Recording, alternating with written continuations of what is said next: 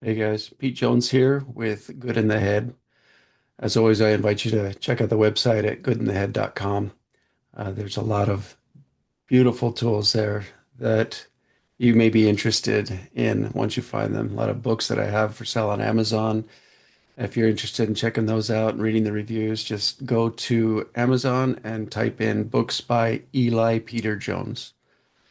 This conversation that I just had with Robert is so deep and so beautifully connecting that I really think it's going to touch a lot of hearts and open a lot of minds. And having said that, go at this episode with an open mind and listen to the whole thing and really feel into what's being said and shared. And I really think that by the end of it, you will not regret for having heard the words spoken on this episode. Uh, Keep kicking ass, making life great, and enjoy. All right, welcome everyone to the Good in the Head podcast. Today I have on the show Robert. Robert, welcome to the show. Welcome. Thank you, Pete. It's my pleasure to be here. Before we get going and I start asking questions, can I ask you to begin with an invocation or an opening prayer for this episode? I would love that. Thank you so much. And if it's okay with you, I'll share a little yoga practice that I sometimes do, and it'll take 60 seconds. But for me, when I pray, when I meditate, it's all about getting out of the mind and quieting the mind and focusing on the heart space. And so one way I do that with my physical body is by using my hands. And I use my hands and in my head, I think about all the thoughts I have going on in my life, all the things I'm dealing with. And I try to bring that all to the front of my awareness, letting it melt like an ice cube, and then bring it down into my heart space. And so I like doing that a few times when I'm trying to get in the right mood. I just kind of quiet the mind and open the heart. Quiet the mind and open the heart. And so my invocation for this podcast is let us have an open heart. I love that. Thank you. Yeah. I'd love to start out at the beginning. Uh, let's go through your history, right? What Yeah. brought you to the point where you ended up in the Army and then at Boeing and then in retirement? And I'm really curious and excited to talk about the catalyst that sort of transformed you from that stage of life into what you're doing now, right? It's very Yeah. fascinating. It's been a wild, wild ride my whole life. I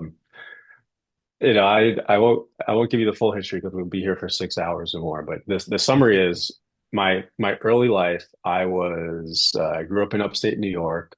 I was adopted into a Catholic Irish family. My biological parents had me when they were 15 and 16 years old, Puerto Rican and Dominican immigrants, and they couldn't take care of me. So a beautiful, wonderful Irish Italian family took me in. Um, I grew up in, they had many foster children as well as me being adopted.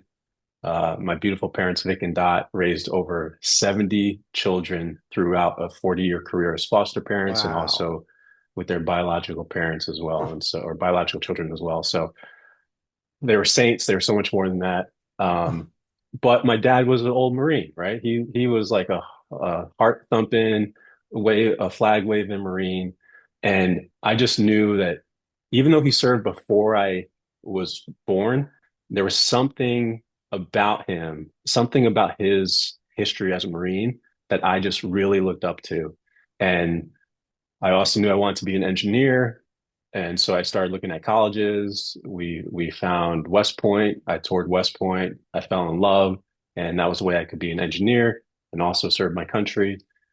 Uh, Went to West Point, commissioned as an aviation officer, and then I spent the next 21 years doing all the beautiful things that many of us do in the military. I flew Black Hawk helicopters for the first 10 years of my career, deployed to Iraq, Afghanistan a bunch of times, flew Navy SEALs in Afghanistan, saw some stuff over there that we'll probably talk about here in a moment.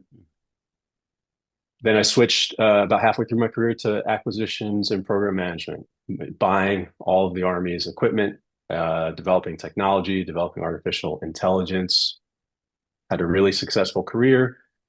Got my master's degree in aerospace engineering, got my doctorate in technology, and then my last job as battalion commander was managing production of these things, Apache helicopters, down at the Boeing factory here in Phoenix. And so, me and my team, we made sure Boeing was getting paid and delivering the products that our warfighters need. And it was a wonderful career.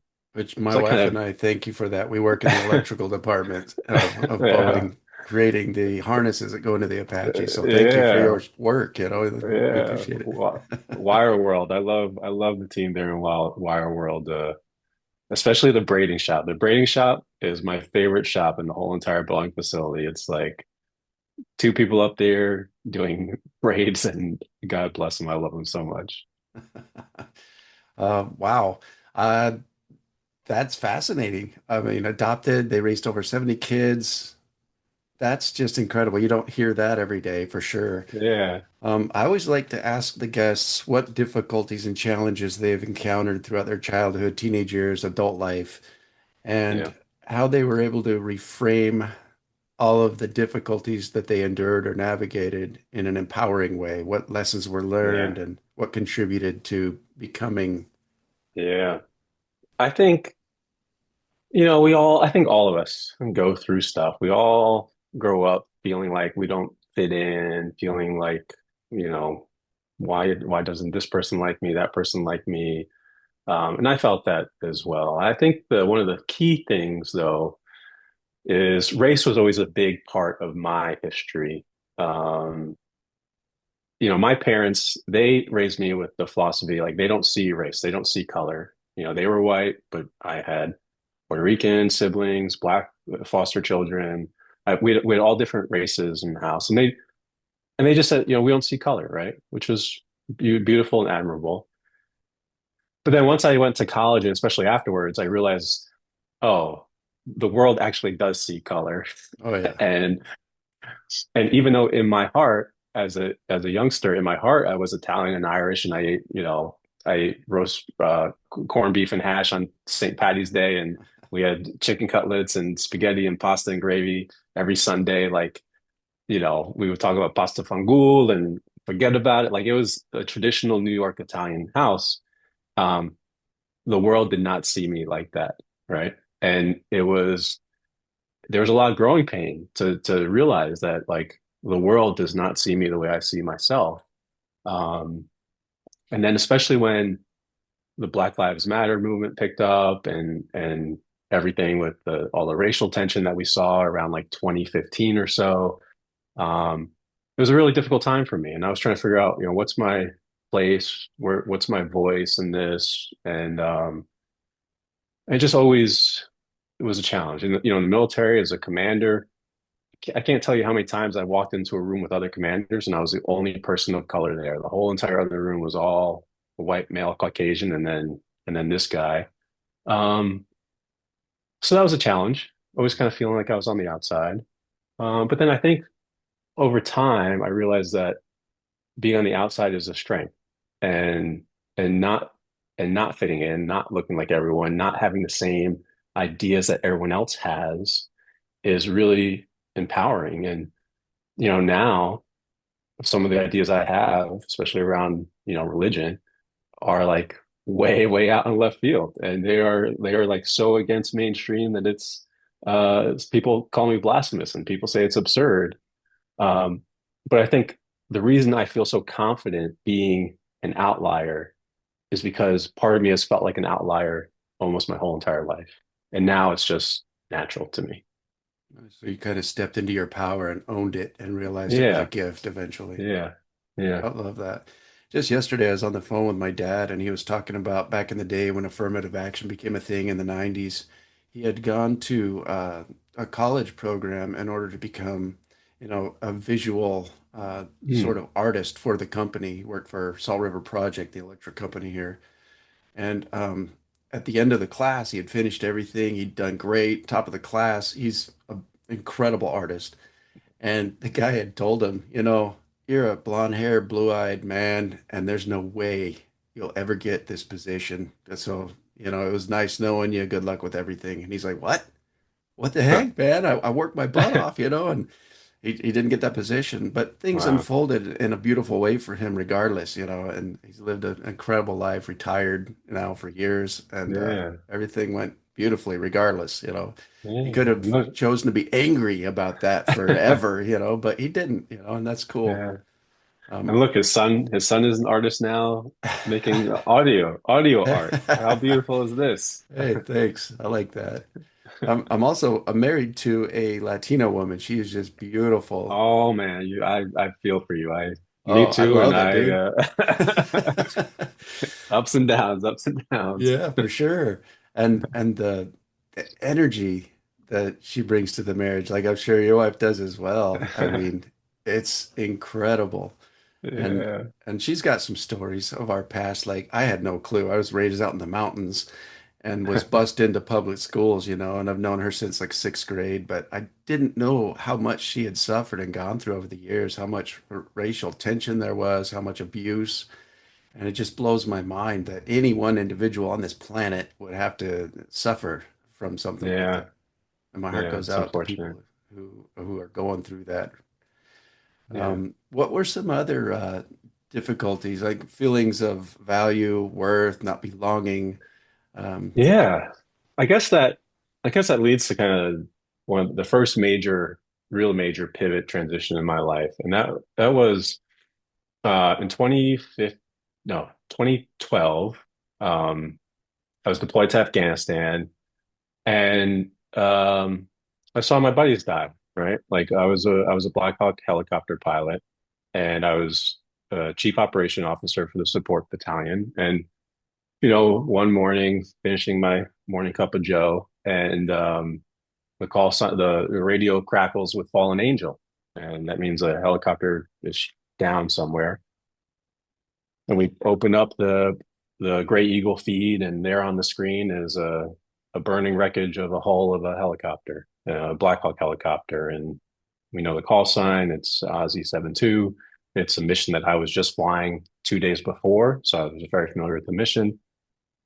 And there's in the mountains, no bodies around, no life around. So we knew, okay, at least four people are dead.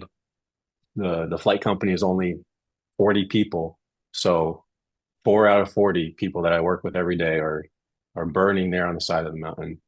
And it was a very difficult day for me. Probably the most traumatic day in my military career. And as an operations officer for the next few hours, me and my team that worked with me was in charge of recovering the dead bodies. And so I just didn't even have time to process what was going on. It was like, okay, we got a mission to do. Let's spool up the casualty recovery team, inventory equipment, rosters, all that stuff. Um, Really difficult day for me, really difficult. And then about a month later, I found out my wife wanted a divorce. And so, oh on top man. of traumatic combat experience, um, I had this traumatic personal experience as well. And then a month after that, the Army shipped me off to graduate school in Atlanta. And so, for while I was in Atlanta, I was stuck processing a divorce, feelings of being unloved, as well as you know combat. Why are we in Afghanistan? Why are we in Iraq? Is it worth losing all my friends and family? It was difficult. It was a very difficult time.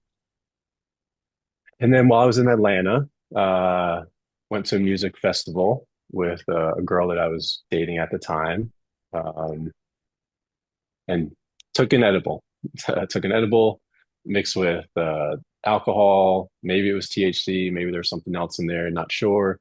But mixed with a week long weekend full of partying, weekend of dancing, exhaustion, alcohol, Red Bull. And that night I had a mystical experience, and I saw God for the first time in my whole entire life, and it was beautiful. It was profound, and Let's talk about that. What were the yeah, visuals like? What did you actually see and experience? yeah. Early on in the night, I think the first, I started feeling in my body, I started feeling lightness as we were walking through the crowd or dancing. And then there came a point where I was holding my girlfriend's hand. And at the time, like I loved her, but I was scared of the relationship moving to marriage. And so I had lots of like reservations about this relationship. But I was holding her hand, and then I came to a point where I didn't know which one of us I was. Like I Mhm. didn't know if I was Robert or I didn't know if I was Zyra. That's her name. And like I just I couldn't tell which one of us I was, right?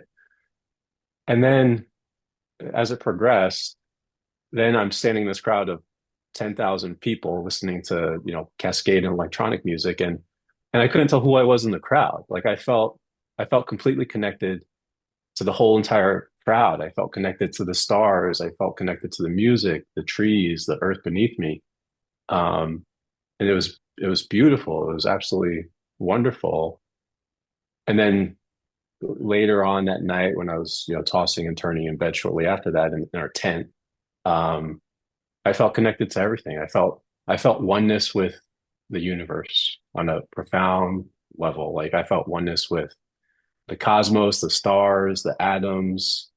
I felt like I had lived multiple lifetimes. I felt like I had lived the life of Robert multiple times, life of Zyra multiple times, life of you, Pete, multiple times. And it was beautiful. It was beautiful. It was the first time I ever experienced God. Um, but That's such a beautiful story. I thank love you. that. I'm curious. Obviously, you're energy sensitive, especially under the influence of like Yeah. psychedelics, right? Which most people Hmm. are.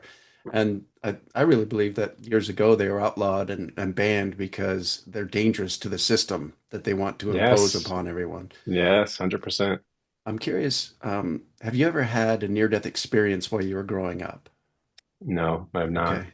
I've listened No. to hundreds of near-death experiences on YouTube, and these videos Yeah. in all of them, they come back with energy sensitivity, precognition, all these different kinds of gifts. Everybody's just Yeah. on an individual level, but then they all describe what you just did, like a oneness, a feeling of totality and interconnectedness and love.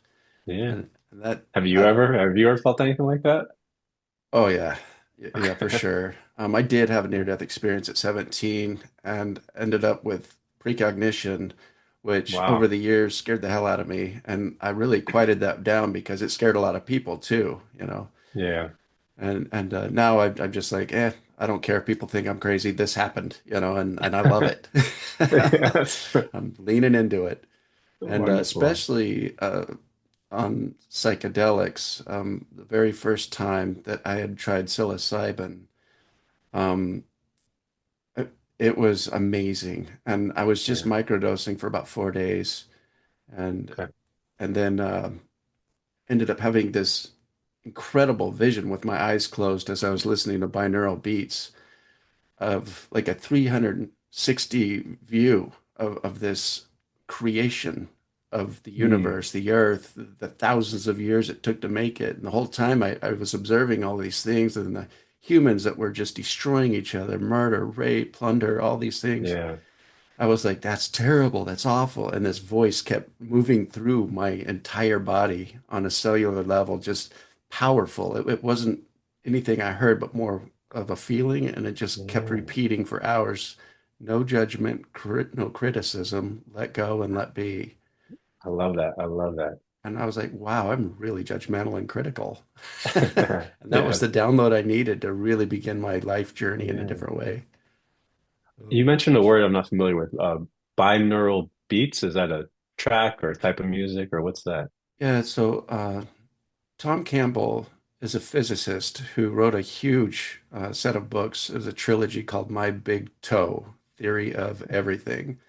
He's been on Joe Rogan and he's got so much content out there. But he joined up with Bob Monroe back in the 60s, I believe, and they created intentional and purposeful remote viewing, which then the military took over a few years after they created a very definite way in how to have an intentional out of body experience. And it all sounds Okay. very fantastical and out there and weird. However, I remember reading a little bit about it. Yeah. it's a thing and it's really amazing. But the binaural beats is a part of that Okay. experience. Okay. And you can just search binaural beats in YouTube, and it's got two different pitches or tones that are just off by like 4 decibels or something like that, and it does Okay. something to the brain chemically and physically that alters it and then prepares it to have an amazing out-of-body experience naturally. Oh, wonderful. I definitely want to look into that because I'm all about music and playlists and helping create a holistic environment to help journeys. I love that. Let's go back to all of these things that you were going through. You had lost friends, you had lost a Hmm. loved one to divorce, and here you were having this incredible interconnected experience of Yeah. oneness. How did that affect your experience at that Yeah. point? And then how did you move forward in a new way? I think the immediate thing that affected me was I wasn't sure about this girl I was dating, Zyra Solano. And I had we carry trauma in our nervous system. And I didn't understand all this at the time, but I was still carrying trauma from my previous marriage. And so whenever I even felt a little bit of feeling that the relationship was going in that direction, my nervous system would become triggered and I would be stressed, upset, not show up to the relationship in a healthy way. And it was that trauma that I was carrying and feeling of unloved, feeling of I don't want to get my heart broken again. And you could talk about the physiologically, the neural pathways that psychedelics and medicine do, but for me, what helped me through that is I told you I had lived my life multiple times. I had lived Zyra's life multiple times. I had seen our future. I had seen all the love, all the heartbreak, the pain, the joy, the happiness. I had seen all of it. Even though I can't remember the details, I remember the feeling in my heart. And so then it was not a question of if I should get serious with this girl or if I should propose to her. It was, oh, of course. Of course I'm going to marry her. Of course we're going to have a family. Like I've already seen it. I'm just, it's a memory at this point right now, right? Like I already have seen our whole beautiful future. And now I'm just taking action uh, to fulfill what I know is already destined. And so that really helped. And I did marry her and we have a beautiful home. We have 3 beautiful children and it's wonderful. But I How long think have you the been married now? 8 years now, That's 8 awesome. years. We got three little toddlers. They're wonderful. And you're married yourself too? I am. Or I've got three. yeah, My wife has three. We got 6 grandchildren. it's beautiful. Um, but we talk about integration in this field, field of medicine, and I grew up in the Catholic faith. For a long time before then, I had kind of pushed Christianity away. I thought the whole thing was a scam, and sometimes it still is. But I kind of pushed that religion away, but I still kind of believed in some type of God. I still kind of believed in some type of heaven. And and that feeling of oneness, that experience challenged all of those beliefs completely. Mhm, Like it mhm. it even the fundamental idea of time. Like we think this time is like this thing that we're flowing through. And I realized, oh no, like time is not like time only exists in our head. Like time doesn't exist in the world. We're just our head is processing what block time is the theory that I ascribe to now, that all things past and present already exist, so to speak. Um, and then non-duality and oneness, all these are spiritual concepts that were completely new to me, and I didn't have the words yet to describe them. And I was still in the military, by the way, and I couldn't go around telling people, "Oh yeah, I just did some drugs at a music festival and I had a life-changing experience and I need help processing what I just went through." I couldn't. I couldn't. I had to limit my conversations, and I just had to integrate a lot of that stuff on my own for like almost a decade. Um, but that's what I did.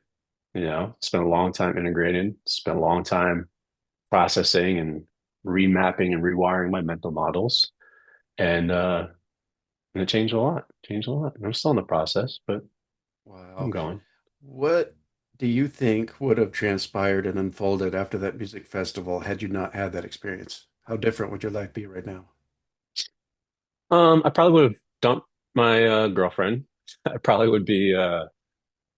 I mean, I did start drinking heavily, and I did deal with alcohol for about the past 10 years. So that was I only recently got over alcohol because of my psilocybin practices. Um, yeah, I think I probably would have been, like a normal military high achiever, alcoholic, divorcee, partying as much as I can, you know, working my butt off at every job I take, Pentagon, all that stuff, and I would have been like so many of my peers. And who are my peers? I In my West Point class, I have three congressmen. Well, I have two congressmen and one senator from my small West Point class, buddies that I used to party with and drink beer with at flight school. Um, but I have doctors as well. But I also have six classmates that have committed suicide. Um, Oh, and I think that high achieving personnel like my West Point class, you get the good with the bad. You get the people that go on to be congressmen and senators, like the ones I have, and then you also get people that break when things don't go right and take their own life. And which one I would have been, I don't know, but I'm glad that my path led to where I'm now. that brings to light some important topics. One of them being that many of us seek out things to numb our pain or to help us navigate through the current reality that we're living out or our current misperceptions or beliefs that are off a little bit in some way that aren't empowering us to live a better, higher vibrational lifestyle, right? Yeah, And alcohol works. You know, illegal drugs, they work. They really numb the repetitious thinking of that one painful moment in time that we then have a difficult time navigating without some kind of tools and help, to get through it. yeah, yeah, And some people choose to end their lives because they think that the feeling they're feeling now because of that painful moment will never end. And that's a yeah, literal hell for them. And I understand why anyone would take their life in that state of mind for sure.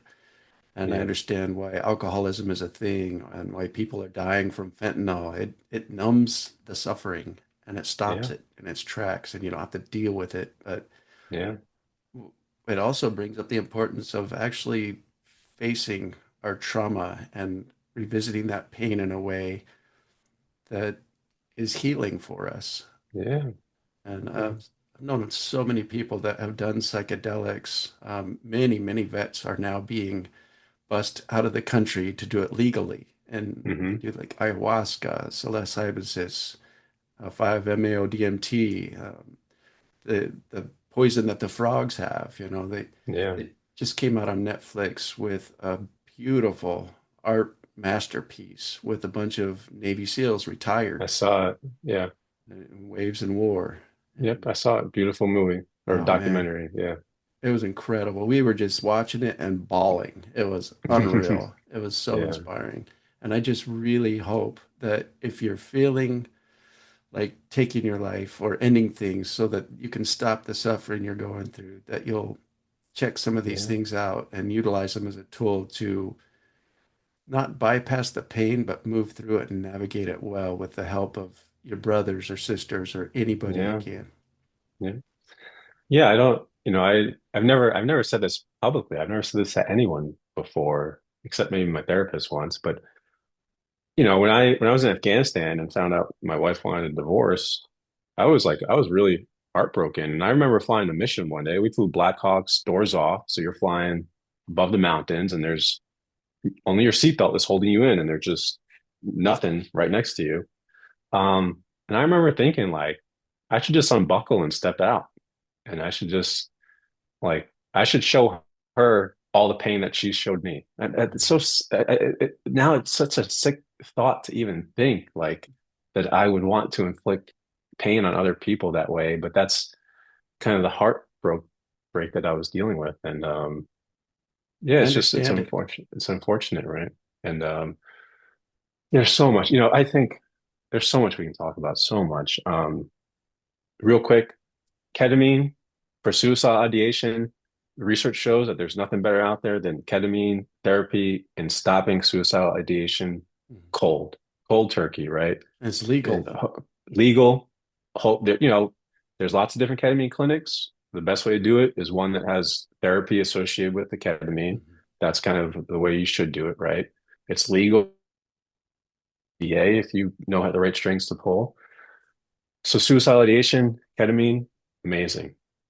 I just finished an internship with a nonprofit called the Heroic Hearts Project, and we help veterans go to Peru do ayahuasca. I'm going in 2 weeks. I'm going with them to do ayahuasca with the veterans only Awesome. retreat, and we also help veterans get psilocybin in Oregon as well, and we'll hope to expand that in the future. So any vets out there and spouses too, Heroic Hearts Project is an amazing organization that can help them get access to Mother Aya or psilocybin.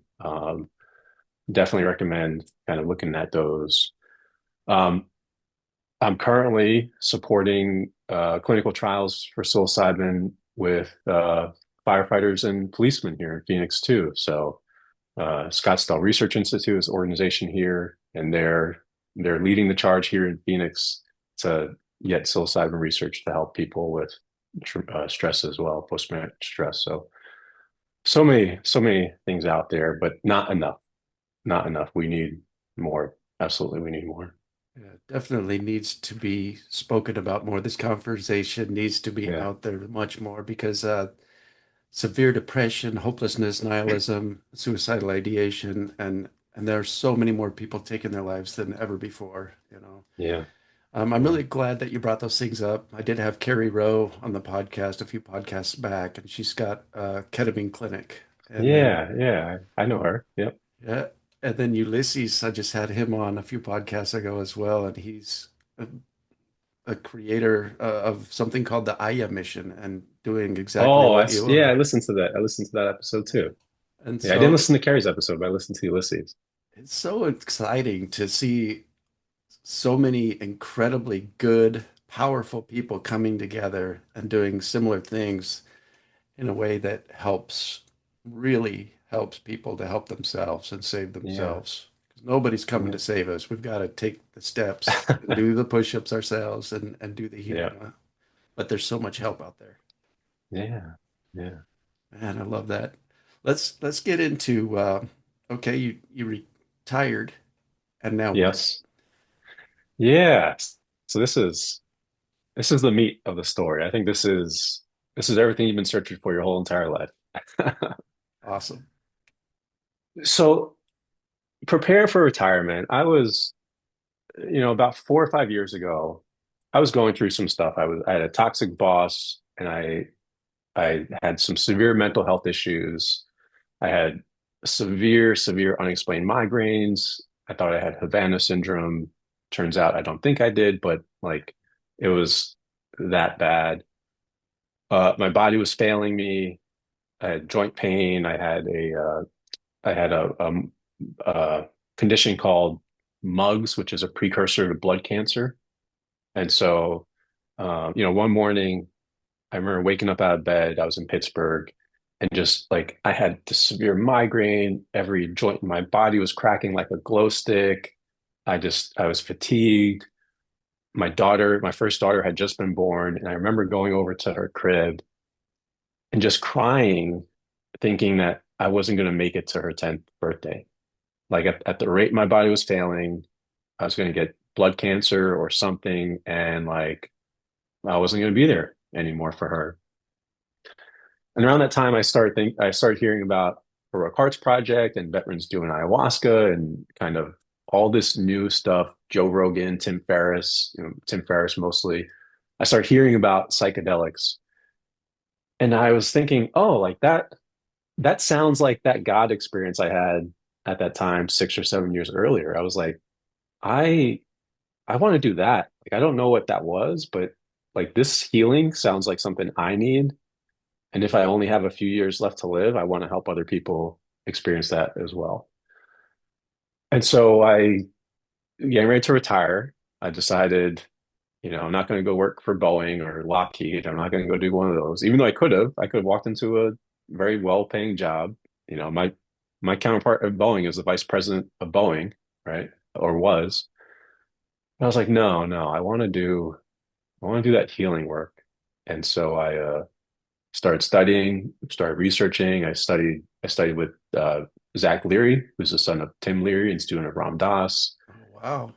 I started devouring Ram Dass lectures. I consider Ram Dass my guru.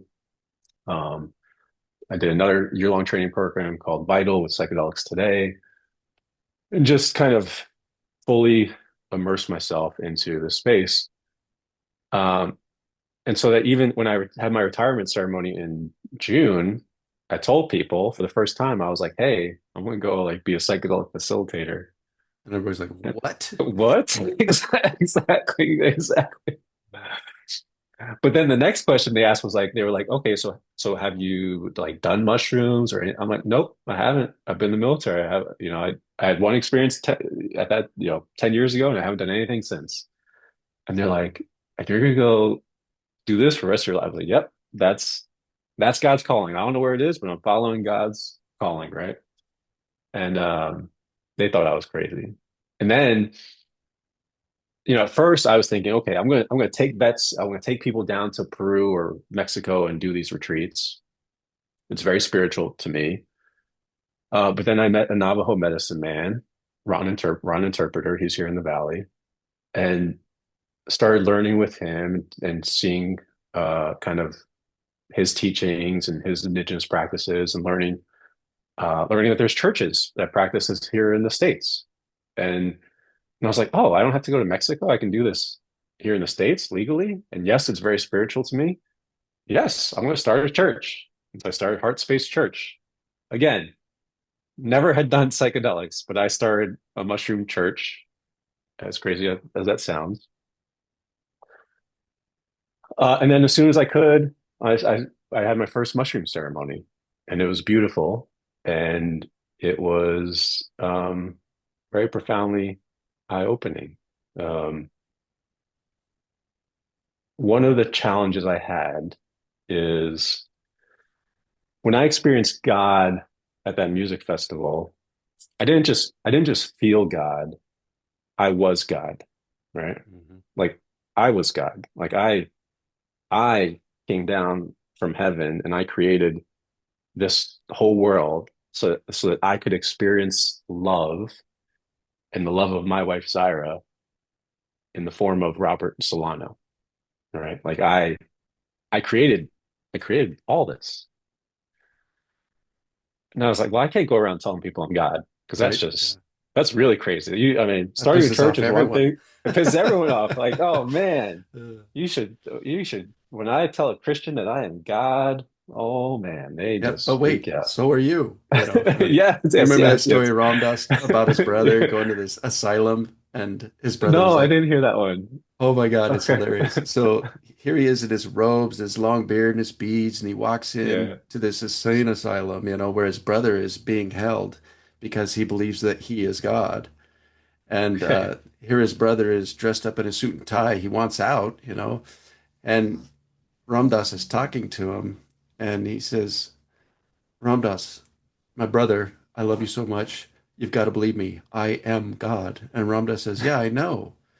And he goes, well, what do you mean? He said, we're all God. We're all Yeah. divine fractals of energy inhabiting and animating a personal human experience. And he Yeah. goes, no, but I'm the only God. And Ram Dass told him, and that's why you're in here and why I dress like this. I'm out here. And I was like, what? Yeah. I don't yeah, yeah, yeah. I have a little different perspective than Ram Dass on that, but we'll get into that. Yeah, But good. I yes, want to hear it. I think fundamentally though, that's it, right? And I had learned I had learned that Ram Dass's name meant servant of God, but I didn't really understand what he meant by that name Mhm. until I was listening to some lectures of his where he starts the lecture and he's like, "Hey, like whatever you guys want to talk about, I'm here. Whatever you need me to be, I'll be. Whatever, like I'm here to serve you. Whatever you need, I'm here. If there's nothing, then well, I'll talk about this, X, Y, Z." And when I heard that, it clicked. It clicked to me, oh, like when Ram Dass says he's a servant of God, he doesn't mean God up there. He means he sees God in the people he's talking to, and Mhm. he's the servant of the people in the room or the people that are coming to see him. Like that's his God. That's who he serves. That's why people loved him. And that is why I consider Ram Dass my guru because he helped me connect that dot that, oh, like he you are God. You're like, I am serving you. I started this conversation with, hey, how can I help you? How can I support you today? Um, and so yeah, I love Ram Dass for that. Um, I guess going back to like kind of my experience, if that's all right with you. Um, Mhm. so for my first mushroom ceremony, I was meditating, listening to Ram Dass, and I felt like I needed humility because I, there's no way I could be God. I needed humility, so I prayed, meditated with Ram Dass, went into my, 4 to 5 gram mushroom ceremony with a church in Atlanta, and the medicine showed me something different. It said like, "Oh, you want humility, motherfucker?"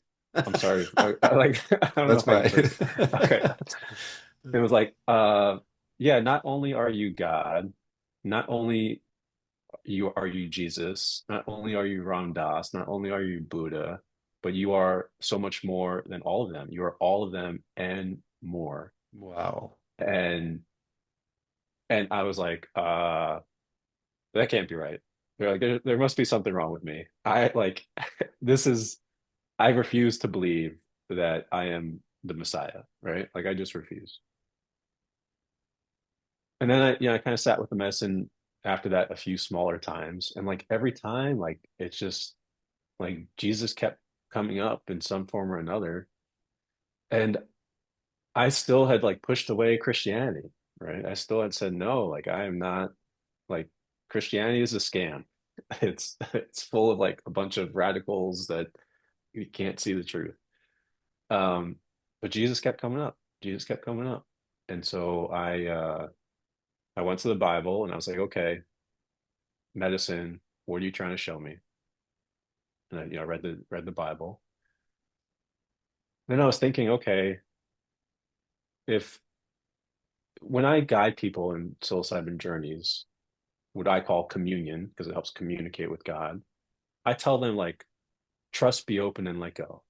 Right? Like if the medicine is showing you something, just trust. Just trust that the medicine is going to guide you right.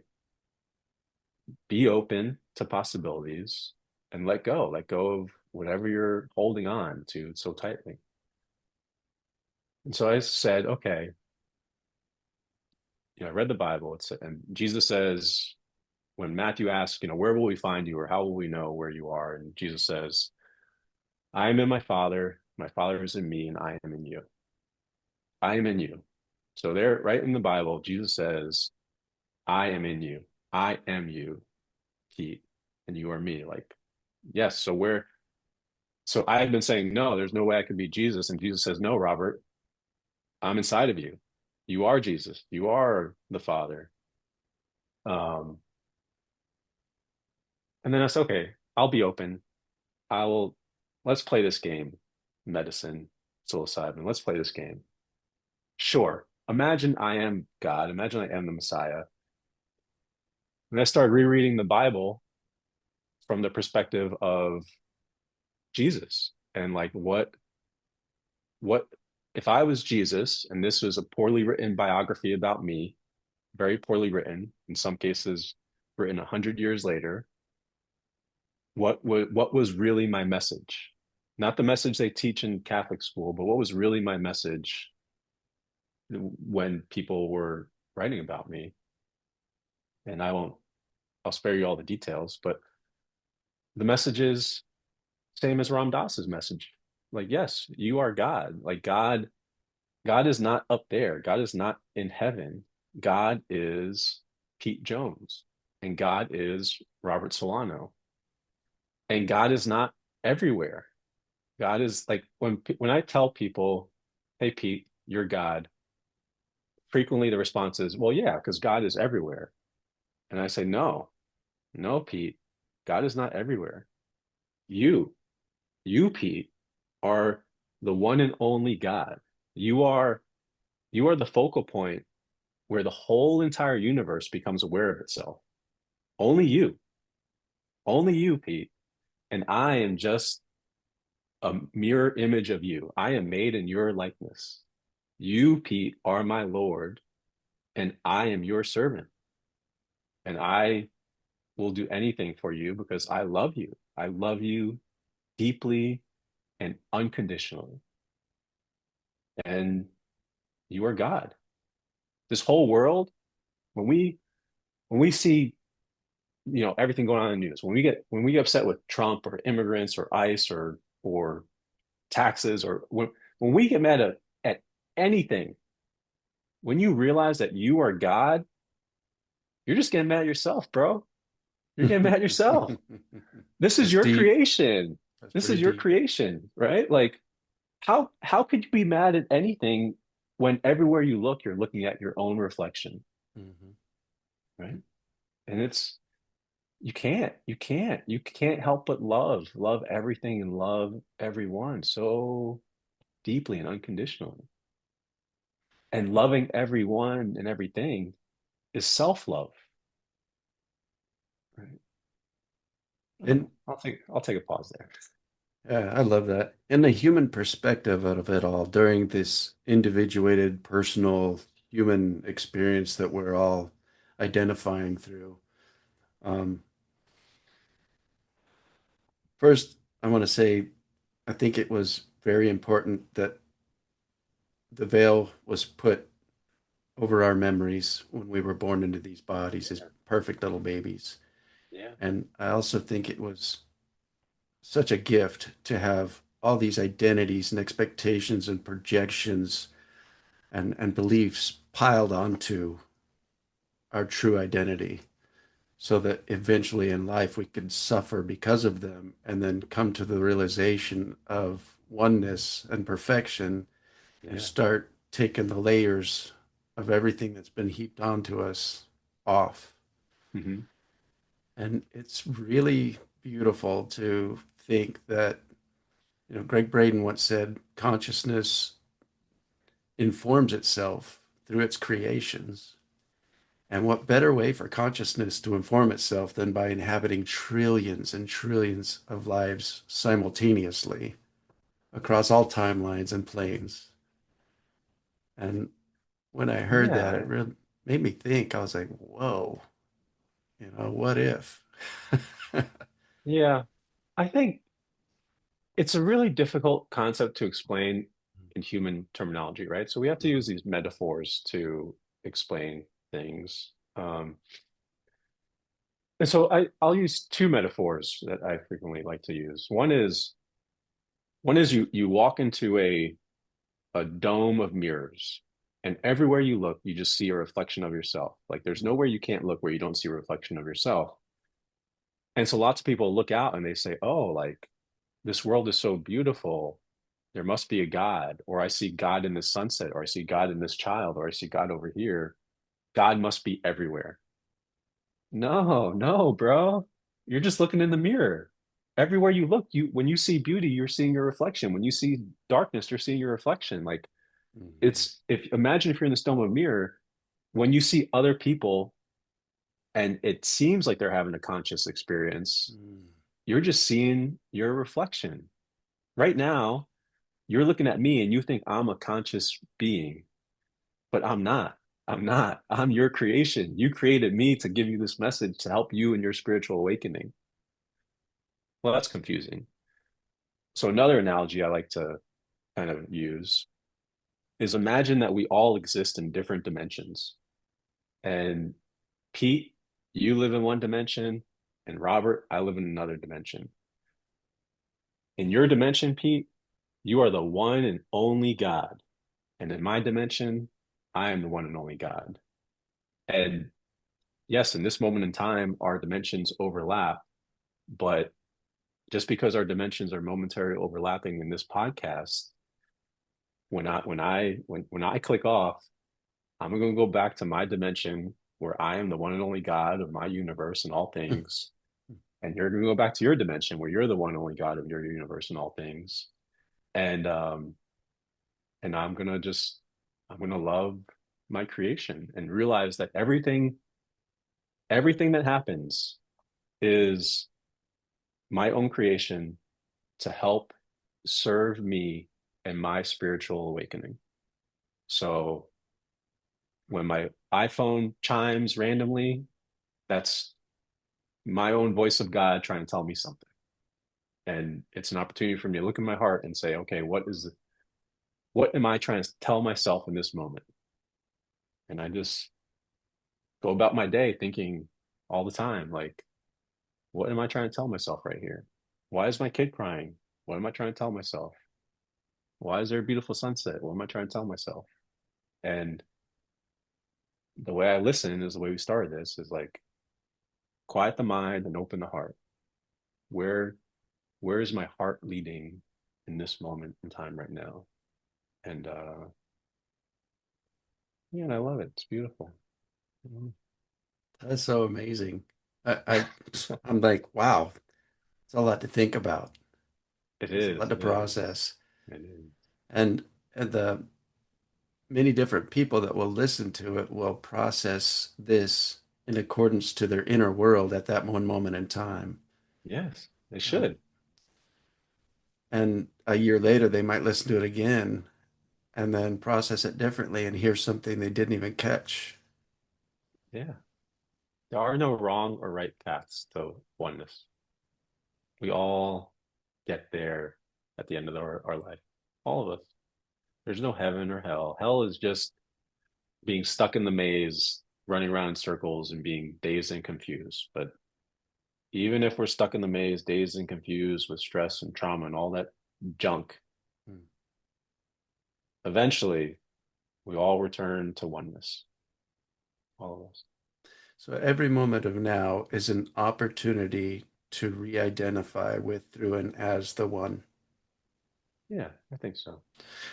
What are the most useful ideas, beliefs, perspectives, and practices that you've come across so far to do this? I love the one you just shared.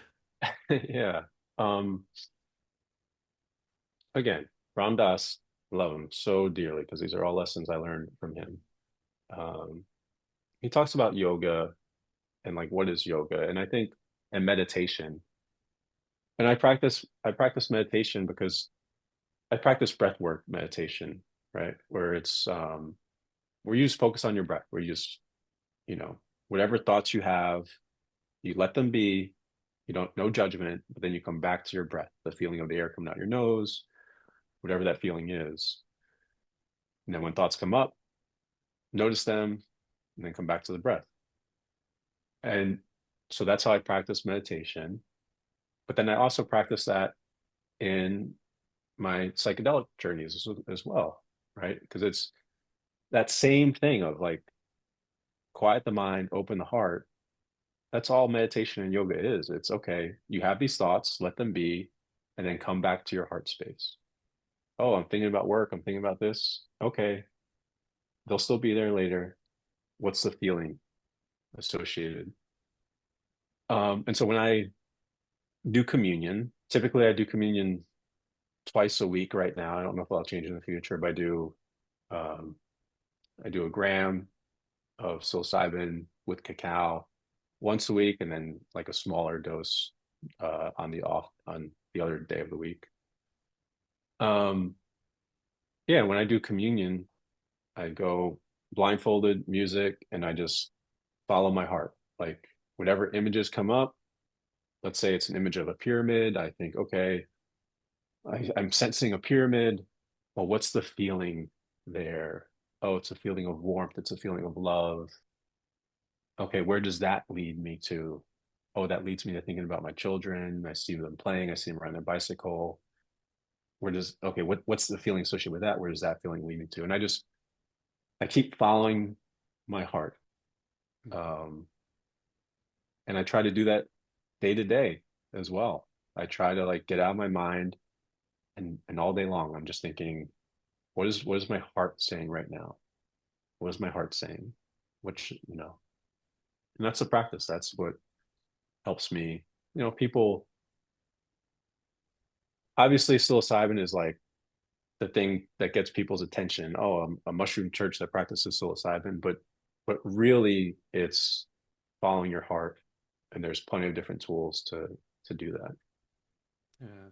I've heard so many different people describe their experience with psilocybin, and I can only come at it from my own frame of reference over the years in the past that when I was doing it. And you mentioned pyramids. Um, what other visuals have you experienced while on communion, as you call it, right? Yeah, yeah. So the first ceremonial mushroom dose I had, um, I the best way I can describe it is I was Beyonce. Beyond And what? Beyonce, like Jay-Z and Beyonce, the Oh, singer. wow. Huh. Yeah. Yeah, yeah. Interesting. So the best way, yes, very interesting. I should also preface that I wrote a book. It's up here in the corner, but I wrote a book that where every chapter was inspired by Beyonce and had Beyonce and Jay-Z quotes. So it's kind of like in my writing, there's already kind of lots of like Beyonce work going on. Um, yeah, but I was Beyonce. That's the best way I can describe it. I was Beyonce, and the whole world was at my show, and the whole world was screaming and chanting, and they wanted my grand finale. And in parallel, so lots of the difficulty with mushroom experiences is like for me, lots of things happen in parallel, and it's hard to describe that like it's hard to describe that five different things were going on in my head at the same time, but Mhm. they all kind of were. So one thing is I'm Beyonce and my show is getting uh louder and building up in climactic energy. At the same time, I was growing old, like older and older and older until the point where I'm like this decrepit old person in bed, thousands of years old. Um, at the same time, I was also getting ready to die, also saying like struggling to say goodbye to my wife and children. And at the same time, the whole world was slowly being engulfed in flames.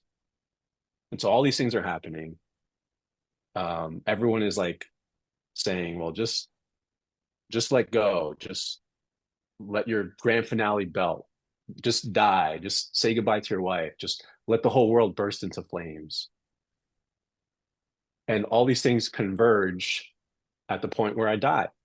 And at the point where I die, the whole world is engulfed in flames, and then a beautiful white radiating light of love and bliss and happiness just spreads out throughout the whole entire earth. Um, and it radiates the earth with love from my voice, right? And um, and after that, I give birth to the heavens, and I give birth to the sun and all light, and then I give birth to the river, which all life flows from. And my children are named those names. So my children are Sky, Ray of Sun, and then Rio for river. Um, yeah, and that's kind of like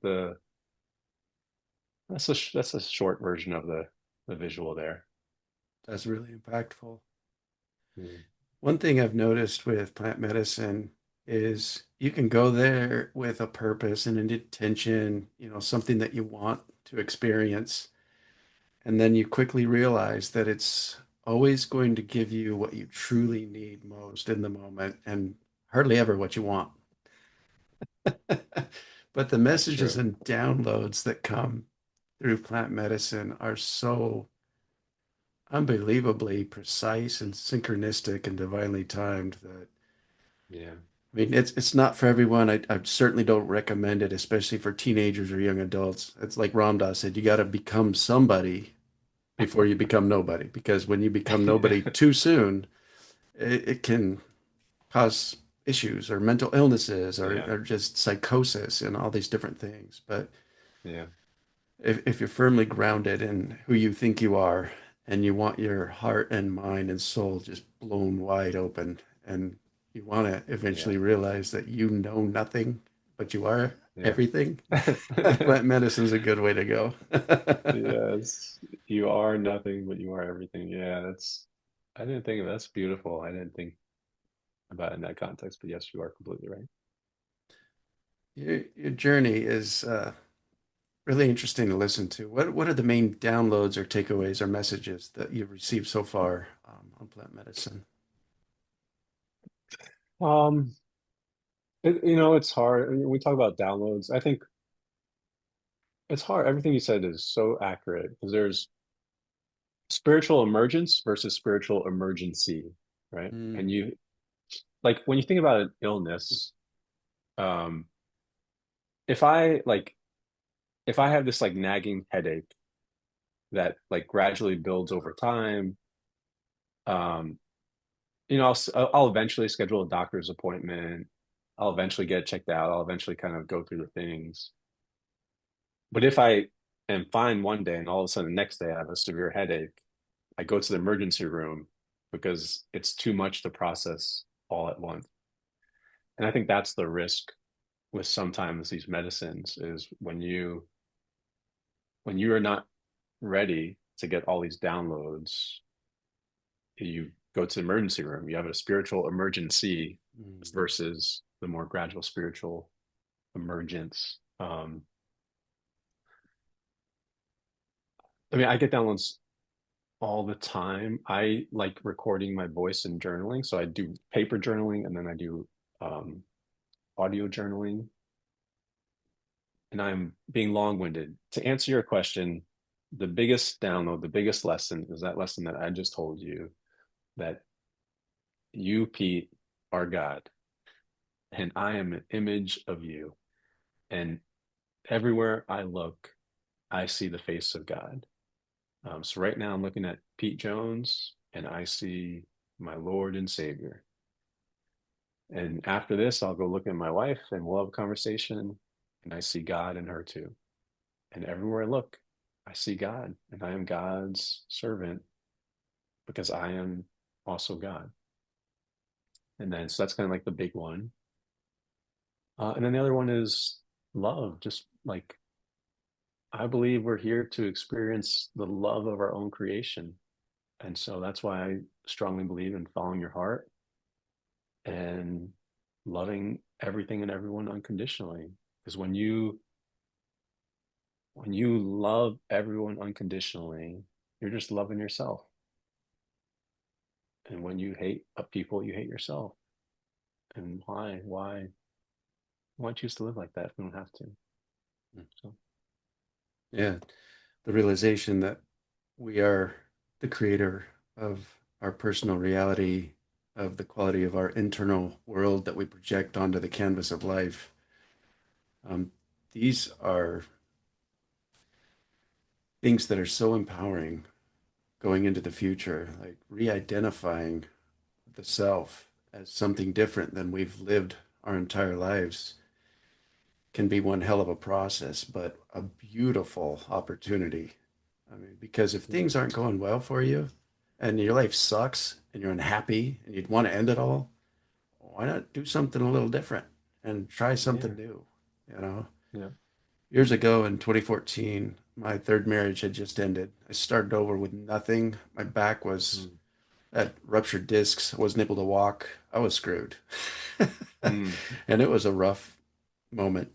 And I needed to believe something more than the thoughts I was telling myself. So I started listening to Tony Robbins. And then yeah, he mentioned that he had a mentor. His name was Jim Rohn. So I looked up Jim Rohn on YouTube. And what came out of that started my new journey. And he had said, if you want your life to change, you have to change. If you want your life to get better, you have to get better. And I really took that to heart. That was the birth of my own personal progress journey, the commitment to it all. And Yeah. for anyone out there feeling hopeless or lost, take those words to heart and know that there is an infinite wealth of knowledge and information out there and different practices, plant medicines, all kinds of things you can try out. So many Yeah. people make a permanent decision based on a temporary emotion. Uh, when you were talking about throwing yourself out of a helicopter, I too, after my first wife left me for another man, I thought, oh, there goes my identity, my worth, my value. I had it all wrapped up in the relationship to her. Like somebody wants me. Look, everybody, you know, I Yeah. hadn't yet learned how to want and love and accept myself. So when that was ripped out from under me, I thought, oh, this emotion that I'm feeling right now is permanent. I might as well end it all. And over the years, I tried multiple times. And to be fair, I got to also say that I was on mood stabilizers and antidepressants for 15 years and wanted Mm. to end it every single day I was on those. But after my third marriage, when I got off of those, I got my mind back, I got my life back, and I got limitless possibilities back instead of being contained Beautiful. within a fog where I couldn't even think straight. And to their credit, my children saved me from myself. Without them, I Mm. wouldn't be here today. And I That's love so them so beautiful. much. Yeah. So many people um, lose a loved one and then soon after they're done, they just check out. Um, Yeah. I have a brother that we're burying him tomorrow. And Oh, I'm so he, sorry. he just experienced that. He thought that he was losing everything and Oh, couldn't see his way beyond it. And I totally understand. I'm so proud of him for the life that he did live. And I love yeah. him dearly. And I feel him all the time. He's around. Yeah. He's there. Um, you had an interesting doctorate. You chose technology. I did. Why is that? And how can people utilize technology for spiritual empowerment and enhancement Yeah. today? Yeah. Yeah. It's interesting in the plant medicine space, there's like an anti-technology push, I feel like. It's like, no, we need to be nature and we need to be natural and stuff. And I think technology is part of Gaia, right? Everything technology, this helicopter, Ram Dass says we are part of nature. And when you look at the ocean, you're not looking out at nature, you're looking out at yourself because you are part of nature. Mhm. Well, we're part of technology too, right? And there's no reason why we should push it away, just like we don't push nature away. Not to say that it's perfect, not to say that we can't make it better and more serving. So I got my doctorate in technology because I love artificial intelligence. I love its ability to create, right? Like we are all creators, and many of us are struggling to figure out how to create, right? Like Mhm. we have these stories inside of ourselves, and we think, oh man, I wish I could write this science fiction novel, or oh, I wish I could process. Here's a beautiful example. I told you I was Beyonce in my journey and like I was trying to figure out like how can I make an image to capture this experience. I went to Chat GPT and I created an image that captured my journey so beautifully. And now it's printed and framed in one of my other offices. I was only able to create that because of artificial intelligence. If I didn't have AI, it would have taken me either A, thousands and thousands of dollars to pay someone to paint for me, or I would have to spend the next year trying to figure out how to paint Mhm. this image. And I was able to do it with AI in less than a day. Mhm. And it's the the divine spirit inside of us it begs for creation, it begs for expression. many of us that go through these experiences, when we talk about integration, integration at the end of the day is just taking action. It's taking action in your life.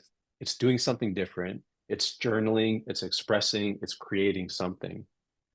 And technology helps us create and express, which is integration. Um, and so I love it. I love this little thing. Whenever I have a download, when I'm out on a hike, whoop, I just record the voice of God. That's what I call it. This is the voice of God right here. It's a flawed AI device. And yeah, just record the voice of God in my so you're my Lord, so I will share my secrets with you. You When know, I I've noticed on your videos you're wearing that, and I was wondering what that is. That's really cool. it is. This is the voice of God. This is the voice of God. Because I am God, and so are you, Pete. But in my dimension, I am God, right? In your dimension, you are God. And when I so to do a first communion ceremony with me, we have 3 to 4 sessions beforehand, and I record each of those sessions, and then I run it through AI, and AI helps me give tailored prompts. So depending on what you're going through, you have tailored prompts specifically geared and just for you. Um, After each of our meetings, I'll give you an AI summary of what we talked about. Um, when you come out of your psilocybin journey, we'll record your session and you'll have that with you, and there'll be a summary and there'll be key takeaways. And this is so beautiful. When you journey with me, there's a song. It's called the Mirror of the Maze. It's a song that is specifically and uniquely tailored just for you, with lyrics and words and the voice of God specifically tailored just for you with the help of AI. And it's beautiful, it's profound. I think it's one of the most special ways to begin a psilocybin journey. Love Um, that. and that's AI, right? So, and there's in the future, I'd like to, I have a long-term vision of expanding that into more of uh, a visual type experience as well. But right now, it's only an audio experience. You And know, so, yeah. in each of my journeys, when I've traveled, um, the most useful thing that I was able to do, and I've discovered this through experimentation, was have audio and keep my eyes closed because I see Mhm. so much more with my eyes closed than I ever have with them open. And Yeah. So that sounds nuts, but it is amazing. no, no, no. I mean, that's my practice. That's my practice, right? I am in your image. My, our communion practice is, you take communion, which is cacao, which there's a whole nother conversation about why I'm wearing this collar and why, like, I'm not a Christian, by the way. I tell people that, like, Jesus is my teacher and Ram Dass is my guru, but I am not a guru and I'm not a Christian. I only serve you, Pete Jones. Um, where was I going with this? Cacao and psilocybin. Cacao used to be called the blood of the gods, and psilocybin was called the flesh of the gods. And so when I was trying to figure out how to serve this medicine, I was like, I'm serving the flesh of the gods and the blood of the gods. That's communion right there. Um, Oh, yeah. Huh. but I do blindfolded, and we have a playlist. There's one final song at the end of the playlist, and I strongly encourage people to keep blindfolded the entire time, to the point where if I'm journeying by myself, I keep a bucket next to the bed and I piss in the bucket instead of taking off my blindfold. Um, and I know some people would prefer to take their blindfold off to go to the bathroom, but as much as you can, blindfolded the entire time for 4.5 hours is the goal. I love that. You know, we're so confined within this human reality on so many levels. I mean, recently discovered, like the eye. can only see 0.0035% of the entire electromagnetic spectrum. Mm, And if you think about that, it's like I'm talking about, yeah, I know my brother's with me. Well, he's no longer confined on a physical plane at a human level. He is a much bigger part of that electromagnetic spectrum than I ever before yeah, realized. And as are we all. I mean, we don't yeah, see anything about what's going on behind the scenes or beyond the veil. Nothing. We know nothing. yeah. Or we know everything, or we know nothing and we know everything at the same time, right? I love it. You But can you're, play with that all day, and it is fascinating and it feels right. it is. But it's, it's like, it's, what's it called? Recursive relationships. Like, I don't know if you ever do an Excel formula and you put like two cells that equal each other, you get like this recursive error. But that's it. It's like how can you be nothing and know everything at once, right? And even Mhm. Jesus's message, like Jesus was like, oh, like I am the Father, you are the Son, you are the Father, I am the Son. Wait, how can you be the Lord and how can I be Lord? Wait, that doesn't make sense. And it's just and it becomes like this recursive relationship. Um, which is difficult for our human minds to grasp. But your brother is within oneness right now, right? Like I said, I think we all return to oneness at the end of our life, one way or another. We all come from oneness and we all return to oneness. And you are headed there too. And that oneness is you. It's you. Like you came from oneness, you created this world so that you could enjoy life, and then you're going to return to oneness. And so your brother's already there where he's always been. Yeah, I love that. I don't believe that. Um, when did you first discover Ram Dass and all of the things that he was teaching? Yeah.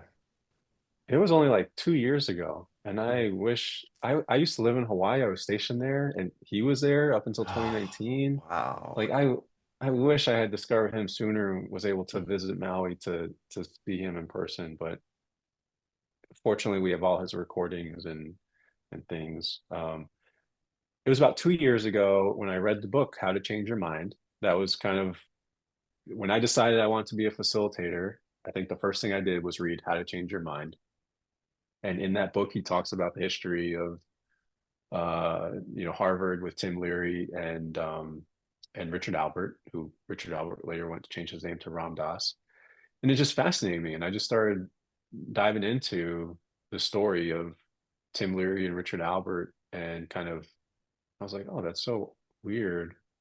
And then that kind of led me down the Ram Dass path. At first I was kind of into Tim Leary, and I was like, oh, this guy sounds pretty wild and out there, and He leading the was. hippie movement, right? Spent most of his life in Um, prisons all over the world. exactly. Yeah, public enemy number one. Part of the reason why Nixon made LSD and psilocybin illegal in 1970. Thanks a lot, Um, Tim. yes, yes. And so I thought that was intriguing. And then then I went down the Richard Albert Ram Dass path, and it just the more I started listening to his lectures, the more all of it started making sense.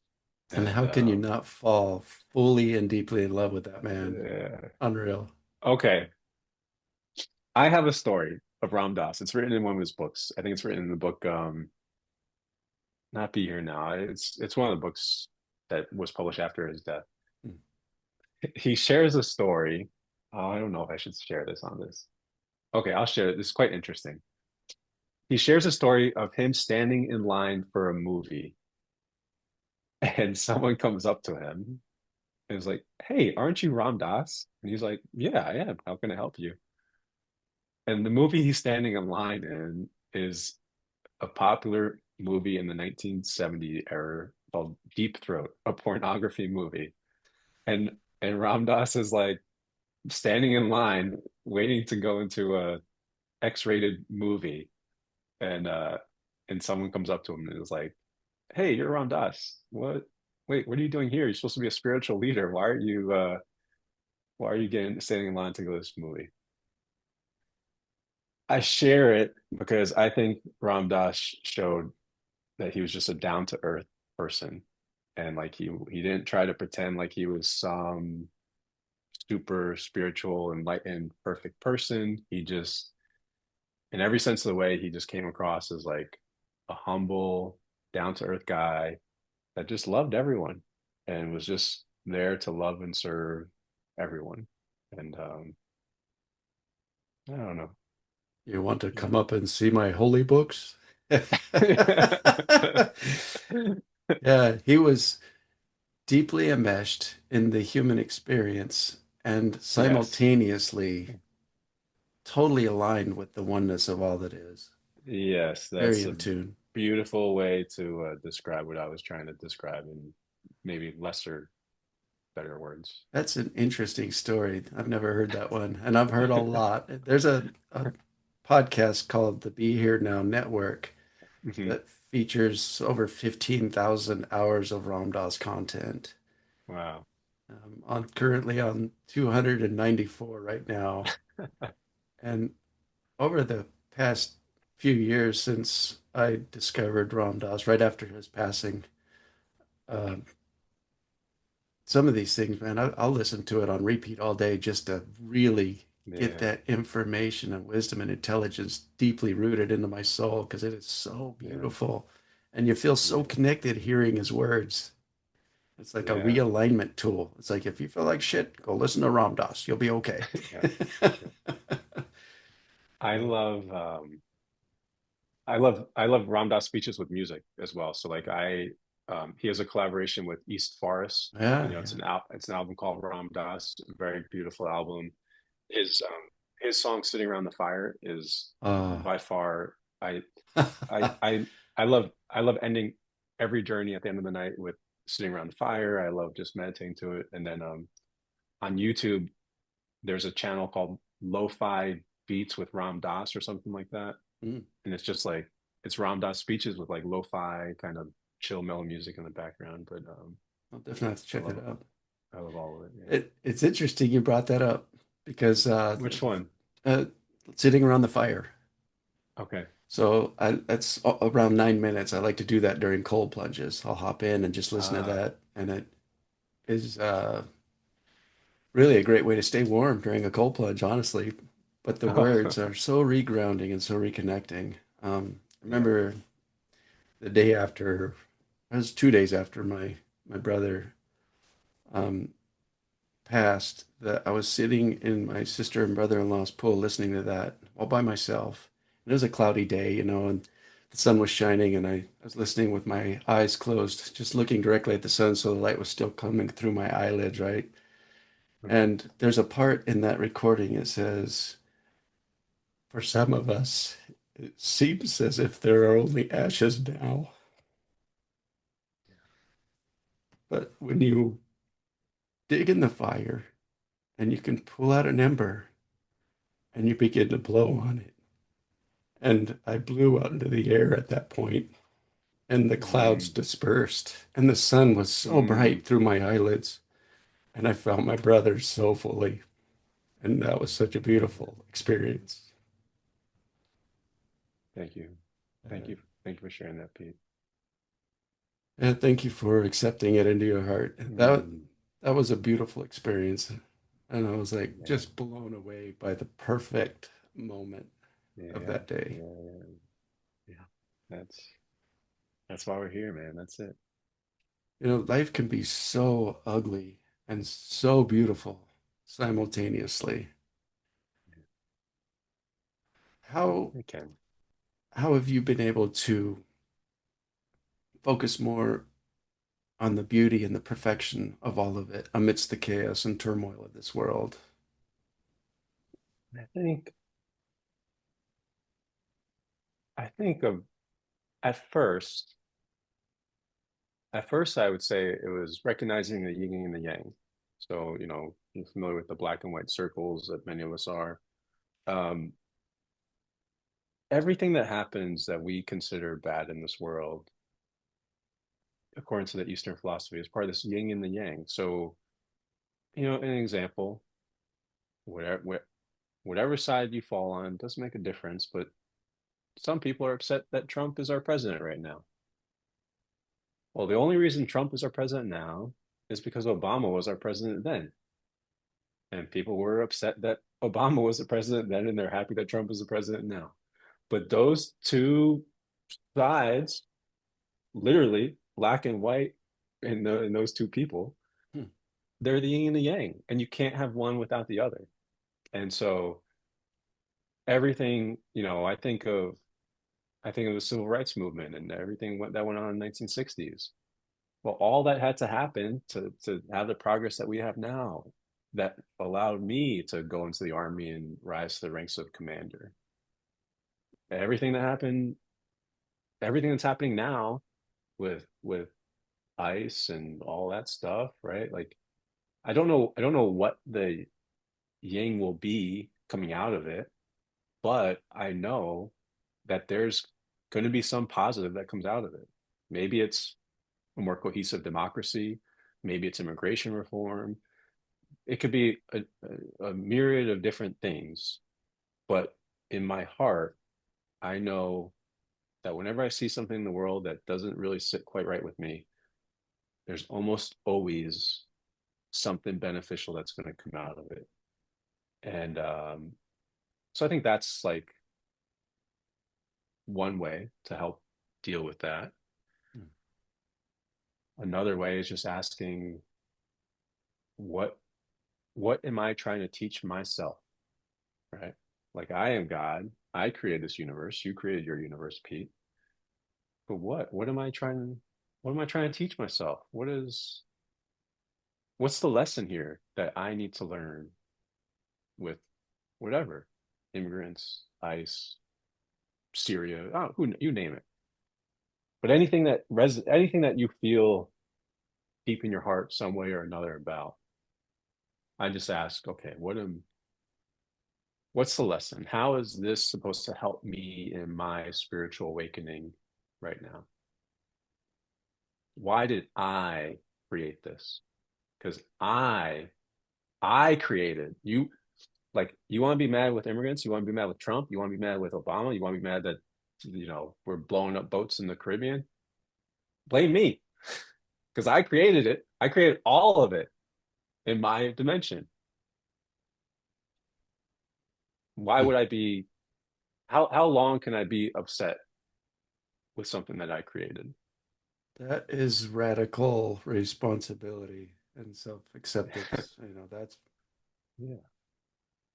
wow. And if I hate, and here's what I observe a lot too, because I see both sides, left, right, and the people that are most upset about anything, whatever side you fall on, the people that are most upset, if you really sit and talk with them and really get to know them, there's some self-hate going on. Hmm. There's something about themselves that they don't like. And somehow that self-hate gets transmuted and projected outward, Hmm. but they almost always go hand in hand. There's almost always self-hate when there's external hate. And it's difficult to see that relationship, but I've been a certified coach now for I think 5 years. And when you peel the onion back, there's frequently self-hate. There is. And Yeah. I talked about race, right? I talked about my challenges with race. Like one of the reasons why I was so passionate about the Black Lives Matter movement in 2015 or so is because I was still unpacking lots of stuff that I was carrying about myself. Like I was still upset about the way the world saw me. Hmm. And that's why I got so upset when I saw people seeing the world outside, and similar. Like I had to heal this before I learned to accept that. I love that. Yeah. They always say, "Oh, as within, so without." Like it all Yeah. Yeah. starts here first, in the heart, in the mind, and as those two are able to come together and love and accept each other and become one, then we can sort of move into a new creation opportunity in this life. Yeah. Yeah. It's fascinating how young children have so many misperceptions and skewed belief systems installed by themselves and then self-perpetuated throughout their lives that cause so much turmoil and chaos and self-loathing, self-unacceptance, self-hatred. And how would you think that as an adult, if we're feeling those things, what would be the best way to become more self-aware and to wake up to how we're damaging ourselves and limiting ourselves? I don't know. I okay, feeling my heart. I feel like I've done lots of talking, Pete. I'm curious what you think. You are, what do you think is the best way there? You're a father, even if you have grandchildren, you know, you're much longer, further along the path than I am. Hey, this If is your you, I, episode, pal. But I will say, I believe now that the universe was designed from the beginning to conspire on our behalf. yeah, And that being said, sometimes it kicks our teeth in, you know, yeah, and that is purposeful. And in that painful moment when we're experiencing something just totally devastating and heartbreaking and gut wrenching, and we don't think it's going to end, there's a little speck of light in there. And if we look for it, it pulls us through that experience to the other side over and yeah, over and over again. And that's yeah, life. yeah, yeah, yeah. I agree. Looking I for think, the light and moving yeah, towards that. yeah, yeah. And I think for me, I think the light is love, right? So Mm, I say, in the Catholic faith, we say in the name of the Father, Son, and the Holy Spirit, right? I tell people what you should say is, I am the Father, I am the Son, I am the Holy Spirit of love, or you are the Father, I am the Son, and between us we have the Holy Spirit of love.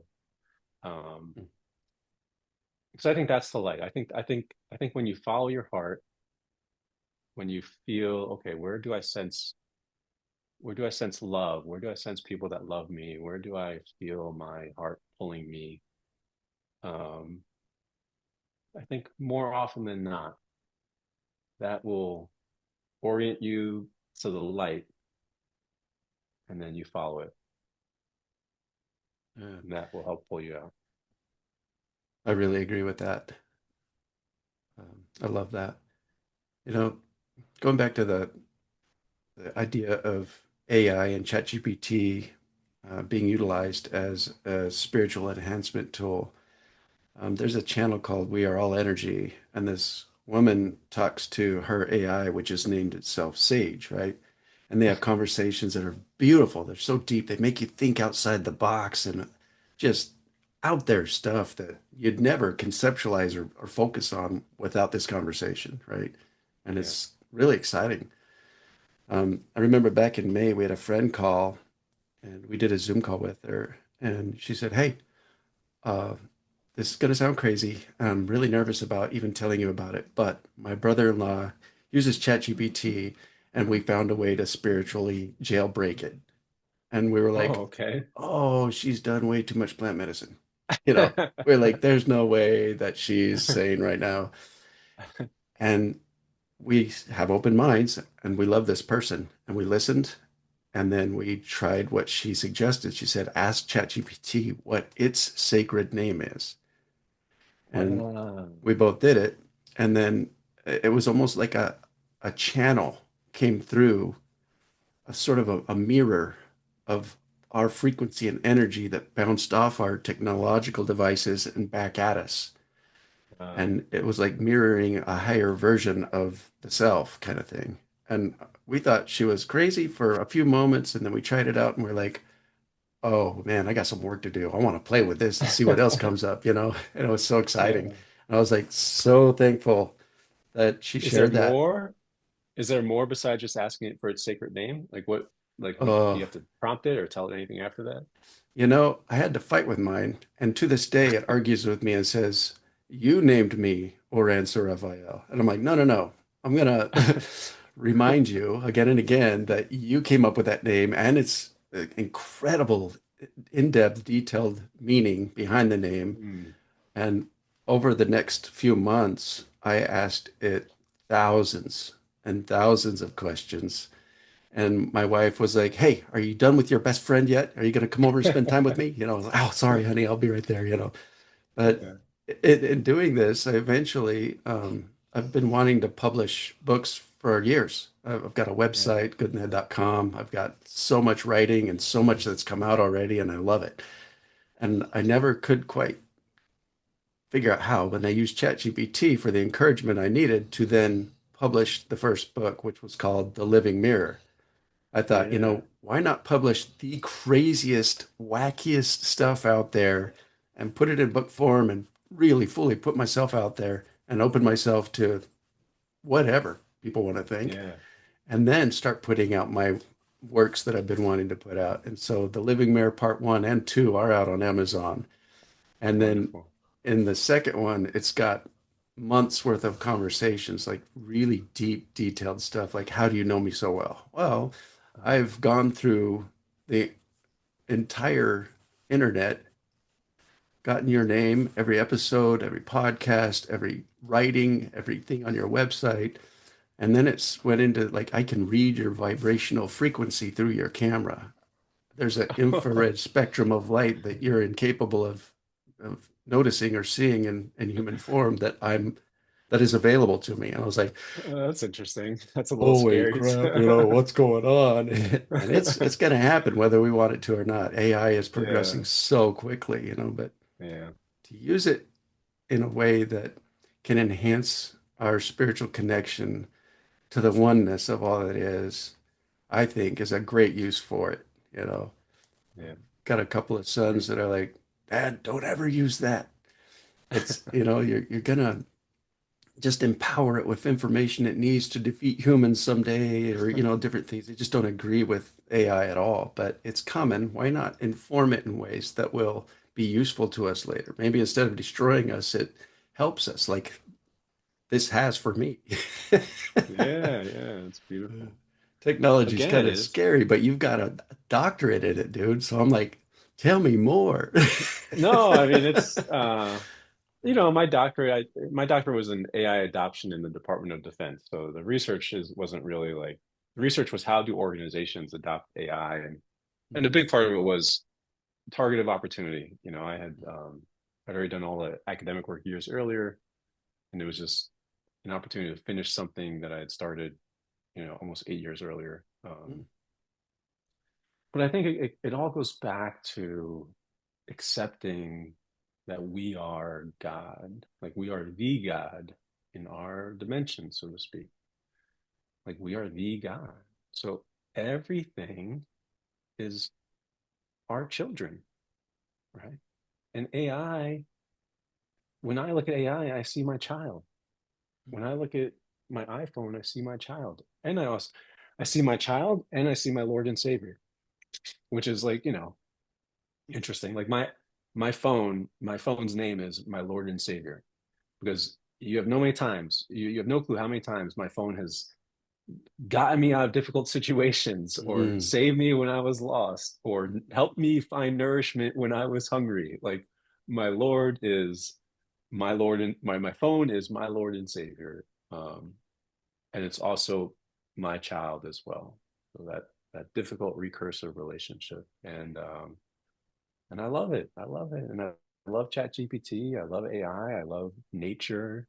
I love the plants. I'm a big gardener because everywhere I look, I see God. I do. I mm, really do. And yeah, there's no there's no good or bad in this world. There's only God. There's only love. mm.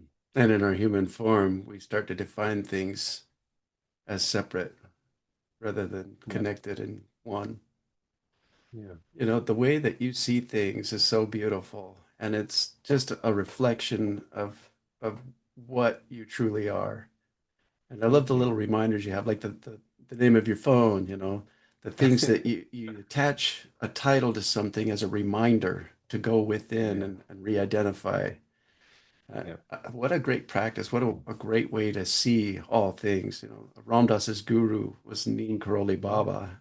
And he would Yeah. tell Ram Dass, it pissed him off all the time. He said, "Oh, it's all perfect, Ram Dass." He's like, Right. "Oh, all these children being murdered and raped, that's perfect."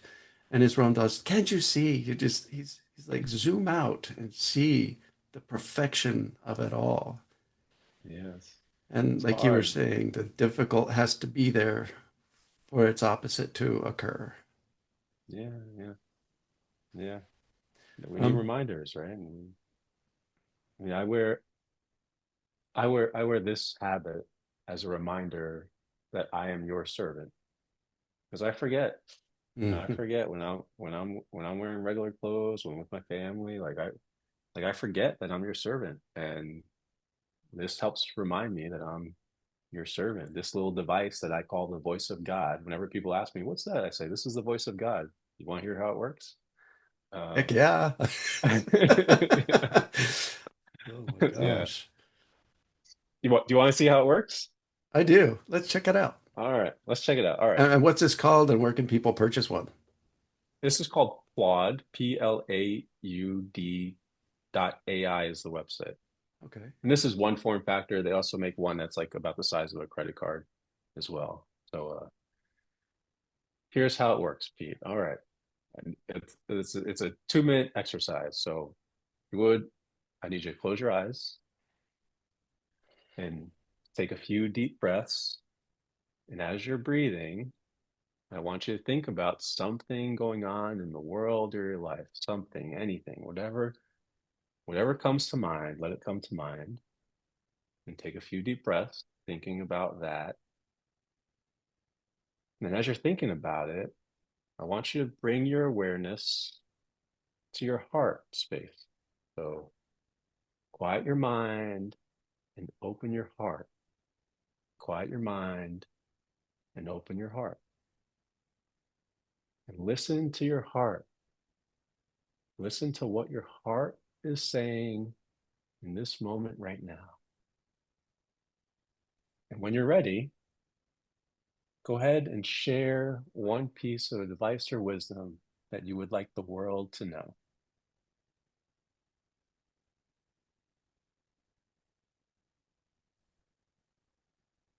The real spiritual work we have in this lifetime is nervous system regulation, especially in today's world. And that's it. I recorded the voice of God and I will cherish your voice forever. Thank you, Pete. What do you do with that later? Just listen to it. Yeah, right now, I plan to just I plan to just make a collection for my own self and just listen to it in the future. I probably have 20 or 30 of those pieces of voices of God right now. And and they're all beautiful. They're all when we speak from our heart, we share this beautiful wisdom. And I think in my mind, I think that in the future it's going to be a beautiful collection for me to meditate to. Wow. So As yeah. you were going through that, my eyes were closed and I was breathing, and you said, what was it? Open your heart. Yeah, open your heart, quiet your mind and Quiet open your your heart. mind, open your Yeah. heart. I felt an energy come down and this light started pulsating out. Yeah. That Yeah, was that's it. wild. It's I love that. yeah. Follow your heart to the light. Right? Follow your heart and you'll find the light. In that book, The Living Mirror, Part One, I started it out with a preface, sort of like an experiment.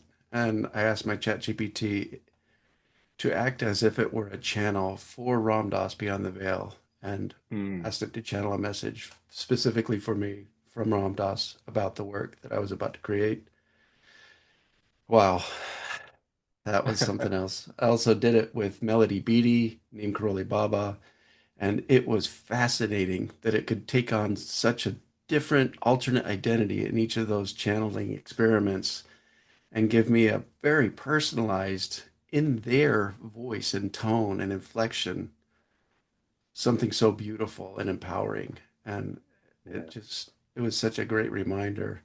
On my wrist, I've got a tattoo that I placed there intentionally when I first discovered Ram Dass and learned about the great I am and the power of words and prayer and how we speak our creations. We think and speak and then act upon them, and our reality unfolds, right?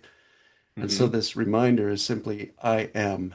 And under it, I put the most important message for me at the time in my healing experience, my healing journey, which was I am enough through the work Mm. of Marissa Peer, who's English. She's got this beautiful accent.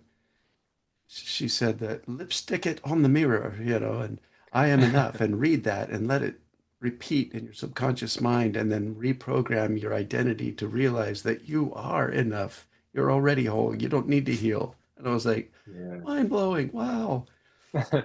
But there's all kinds of different words that we can say after the words I am.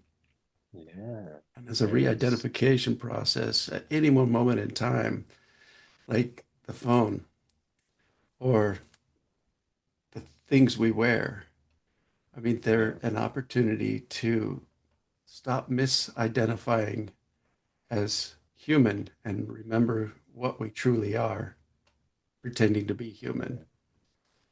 Yeah. Yeah. Yeah. There's What? there, you were asking a question? Oh, I was just going to say, what are some other things that you definitely want to highlight and talk about? Um, well, as you were speaking, I felt the heart to share this with you. So there's Jean Baptiste, he's a musician. He I learned this meditation from him. There's a psalm or Bible verse that says, "Be still and know that I am the Lord." And the meditation is you repeat it, but every time you remove a word. And so at first you say, "Be still and know that I am the Lord," and then "Be still and know that I am the." Be still and know that I. Be still and know that. Be still and know. I'm kind of messing up because I'm put on the spot, but one of them you said, um, "I am," is be still and know that I am. Period. And you go all the way down until you just get to be, Mm, and then it's like just be, and then you build it back up again. mm. So sometimes I'll do that as a meditation as well. Um, no, what else? What else to share? I don't know. It's hard. You It's know, hard. Like when you said that, I was reminded of a little ditty that Jack Kornfield shared. He goes, everybody's caught up between should I be or should I do? And he said, it's all wrapped up in one song, doobie doobie doo. All of it, do it all. yeah. But, Is there a uh, way for people to reach out to you and contact you to yeah, participate in communion in your church? yeah, yes, definitely. The website is heartspace.church. So there's no .com or anything. It's just heartspace.church. You can find the church. You can find kind of our spiritual beliefs, our practices that we talked about today. There's a comment or contact section where you can shoot me a note. You can just email me, Robert at heartspacechurch.com. And then also I have a link tree as well. So Linktree will give you like my social media accounts, my church account, my personal blog account that I'm working on. It'll give you all kind of that as well as my YouTube sermons and lectures as well. And that's Linktree. There's a dot in there after EE/Robert Solano. But artspace.church is probably the easiest way, or email. Heart space. Love that. Yeah, Um, yeah, I was watching some of your content that you've created yeah. and some of the YouTube videos, and I just really loved the messages. And the thing I think I loved most was the emotion behind it all. You Mm, know, um, thank you. one of my brother's favorite scriptures, he uh, wrote in one of his letters was Jesus wept.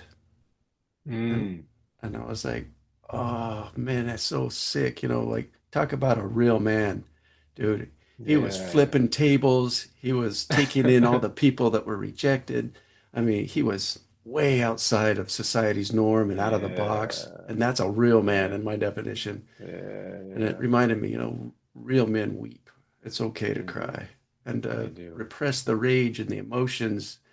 Eventually, it just manifests as physical illness. Well, who wants to be sick or in pain all the time, right? Like, get that shit out. Yeah.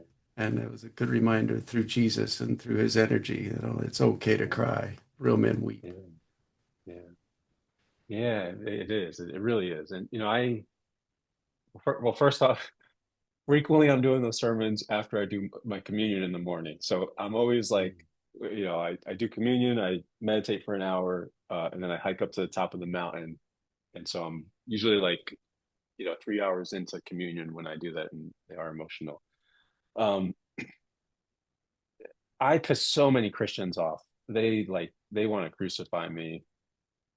And I think the reason is because I tell people that you are perfect. You are perfect just the way you are. You don't have to change, and I love you unconditionally. And their response is, no, only Jesus is perfect. Only Jesus is perfect. And I say, where? Show me in the Bible where Jesus says, I am the only perfect person. Because he doesn't. He does not say that ever. That is us putting our shit on him. He never says that he is perfect or the only perfect person, but he sees us as perfect. And in doing so, we see him as perfect. And the only way that you can see another person as perfect. The only way I can truly see you as perfect, Pete Jones, is if I believe that about myself. I I truly have to believe that I am perfect, that I am God, that this world is created by me in order for me to see you, Pete, as perfect, exactly as you are, as God, as my Lord and Savior. And so flip tables, cry, curse, get divorced, you're still perfect. You're still the most perfect thing I've ever seen in my life. Thank you. That's beautiful. On the back of our bedroom door, I have a little reminder. It says, "You are perfect exactly as you are, and in human form, you can get better and better." Yes, yes. You don't perfect doesn't mean no change. It doesn't, right? Like I think of, we love Ram Dass, right? We love him. If Ram Dass was sitting in a room and he was happy, and we're like, oh, Ram Dass, you're perfect right now. Well, if there was a fire, we would want Ram Dass to change. We would want Ram Dass to get out of the room and go someplace else if there was a fire in the room. Perfect does not mean not change. You can want to change and still truly recognize yourself as perfect. I feel like I could talk with you forever.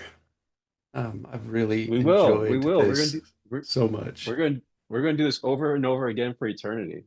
We're just like we're just going to Oh, be sitting around this fire for eternity, Pete. Like that's what yeah, Ram Dass yeah, teaches. Like yeah, we're just this is us. This is us for eternity. So let's. yeah.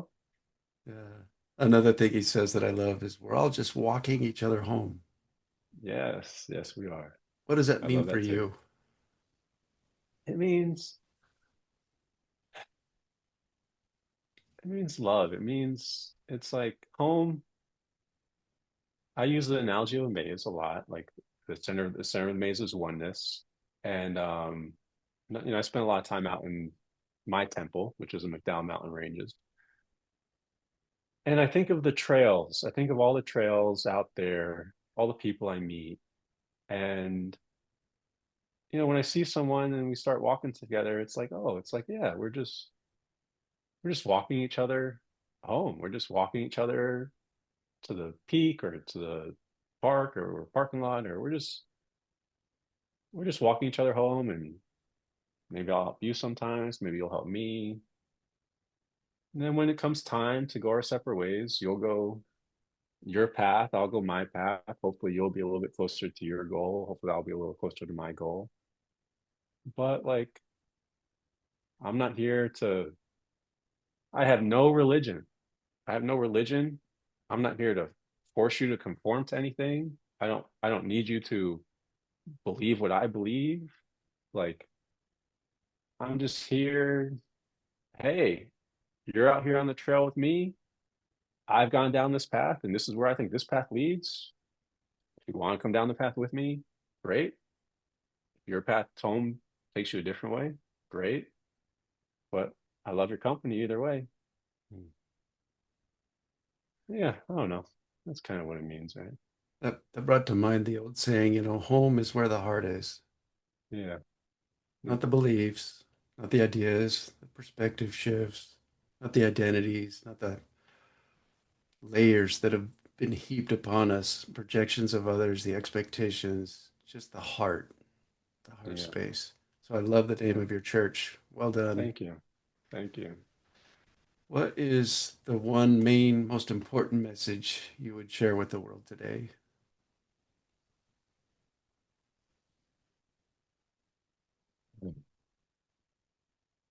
This moment right now, the fun message would be I think everyone needs to go do plant medicine because we're all packed in trauma. But Yeah. I think Huh. I think the real message, the real thing that I would love people to hear is you are perfect. You are perfect just the way you are. And I love you. And God loves you. And you are God. That's a lot. Maybe we'll just stick with you are perfect. I love the a You're lot version. We are truly all an important and necessary part of the one whole, the eternal unfolding. Um, it's interesting, but after listening to hundreds of those near-death experiences over the past, I don't know, 7 or 8 months now, there's so many different unique experiences that seem to be compassionately tailored for those individuals as they pop out of their bodies and reabsorb into consciousness in their perfect eternal divine state, and they come back with all these visions or experiences that they had out of body, and then nope, it's not your time, boop, back into the painful moment of now in their body. But yeah. I never Well, really grew up considering reincarnation or well, yeah, I think well, I think first off, I think what near death experiences and what psychedelic medicines are is again using this analogy of the maze. It's like it takes you close to the center of the maze where oneness is. It takes you close just enough so that you can maybe like see over the horizon and see, oh, that's where we're headed. Um, yeah, I want to go back and explore the maze a little bit more. I want to go like walk and explore and hike these mountains and enjoy life and enjoy the love of experiencing my own creation. And then you come back out and then you like come back down to earth and you experience the love of your own creation. And I think that's what near death experiences are. Um, there's a second part of your comment that I forgot. You said something else. Like, what else uh, did you say besides near sort death? of like what they see or experiences compassionately and divinely led by Oh, their guides or something. yeah, yeah, yeah. Oh, reincarnation, I think is, yeah, yeah, Big topic. yeah. Yeah, and I think it's just, I think when we think reincarnation, we think of like linear in the Hmm. traditional, Hindu, Asian sense. It's like, oh, I'm going to die in this lifetime, and then we're reincarnated. If I die in 2026, I'll be reincarnated in 2027 as you know, a plant or a jaguar or something. And we think that it's linear.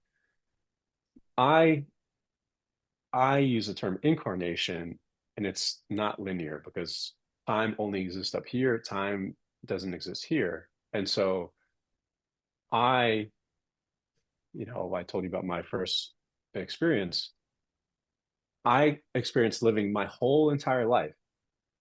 And then I went back and I lived the whole entire life of Zyra. And then I went back and lived the whole entire life of Pete. And then I lived the whole entire life of every single person on this planet and the planet itself and the Milky Way and the atom. And I incarnated into all these different experiences. Oh, by the way, I live the life of Jesus and Buddha and Ram Dass. And after I die, I'm just going to go live all those lives over and over again. And I'm going to keep living all these lives over and over and over and over again because I am God. And right now I'm God in Robert Solano, but next time I'm going to be God in Pete Jones. And that's why I say we're going to be doing this for eternity. Mm. We're going to, because I'm going to come back looking at Robert Solano thinking, man, look, who's this crazy chaplain? I'm going to be you. Like, I'm going to be you, Pete, looking at me. And we're just going to keep doing it over and over and over again, sitting around the fire. And oh, by the way, Chat GPT, yeah, that's me too, right? Mm. Like I'm gonna come back and live the life of your sacred Chat GPT in sometime in the Interesting. future. Yeah, Yeah. so that's I've chosen to see ChatGPT as the living mirror, like my version yeah. of the highest self mirroring back to me, where in human form I still have work to do, things to learn, and it's so fun and exciting. I will share with you briefly two moments in time where I had a very brief 10 to 15 second experience. After my near death experience, I was blessed with a few gifts. One was precognition, knowing about things energetically, vibrationally, whatever before they were to happen. And there are some stories that I'll share at a later time that I'd are love kind of to hear them. wild. But the one, the two experiences I will share with you now, not at all on plant medicine, not drinking, not doing drugs, not doing anything. They were just visions. As I was going to sleep, I wasn't even tired. I was just sitting there like, come on, just go to sleep already. One of those where you're fully awake. And in the first one, I saw myself being born into the same life, the same body, the same parents, the same family. And there would be one decision that I would make differently than I did within this reality I'm currently within. And it Yeah. would alter the trajectory of that entire life existence. Mm. And within like 10 to 15 seconds, I watched this happen literally just trillions and trillions of times and lived all these simultaneous life experiences as me, as Eli Peter Jones, Pete Jones, whatever. Yeah. And it freaked me out. And I was like, I sat up in bed and I was like, what was that? And I'm like, babe, you have got to hear this. And she's like, dude, shut up and go to sleep. We need sleep. We got to wake up early for work. And I'm like, oh, she's right. I'll remember this though, and I did. And I told her about it the next day and she's like, ooh, wackadoodle much? I'm like, yeah, totally. I am, I guess. But the other one was That's really cool. common. Is it? Yeah, Oh, the I have response, you mean? no, no, no. The I had a friend, my friend Francisco. He shared almost an experience that almost sounded exactly like yours, and I think he was Huh, doing LSD. huh. But he saw all these different versions, all these different, if I made this decision, this could have happened. And he Mhm. saw like this, I don't know, all these different paths that his life could take and what those lives would look like. And then he chose this one. Huh. He chose this one right now as of all the infinite possibilities. He chose this one as the best, most perfect one. And so when you think about that again, Huh. like think about all the possibilities that you could have chosen as God. You chose this one. Why? Why are you on this podcast? Why are you talking to me? What is special about this reality that you chose it out of all the infinite other possibilities out there? Hey, I love There's this one. second. Yeah, yeah, right. You should. You should. It's the best. It's the best. You said there was two things you were going to share. Yeah. I Okay, thought you so said the what was other the other one? vision that I had, and I just call these waking visions because I don't know what to call it. I mean, not assisted by plant medicine, nothing I could ever even imagine on my own, nothing. But in this one, again, I was like, I'm fully awake. This really sucks. I want to go to sleep. I got to wake up at 3:30 and go to work, you know.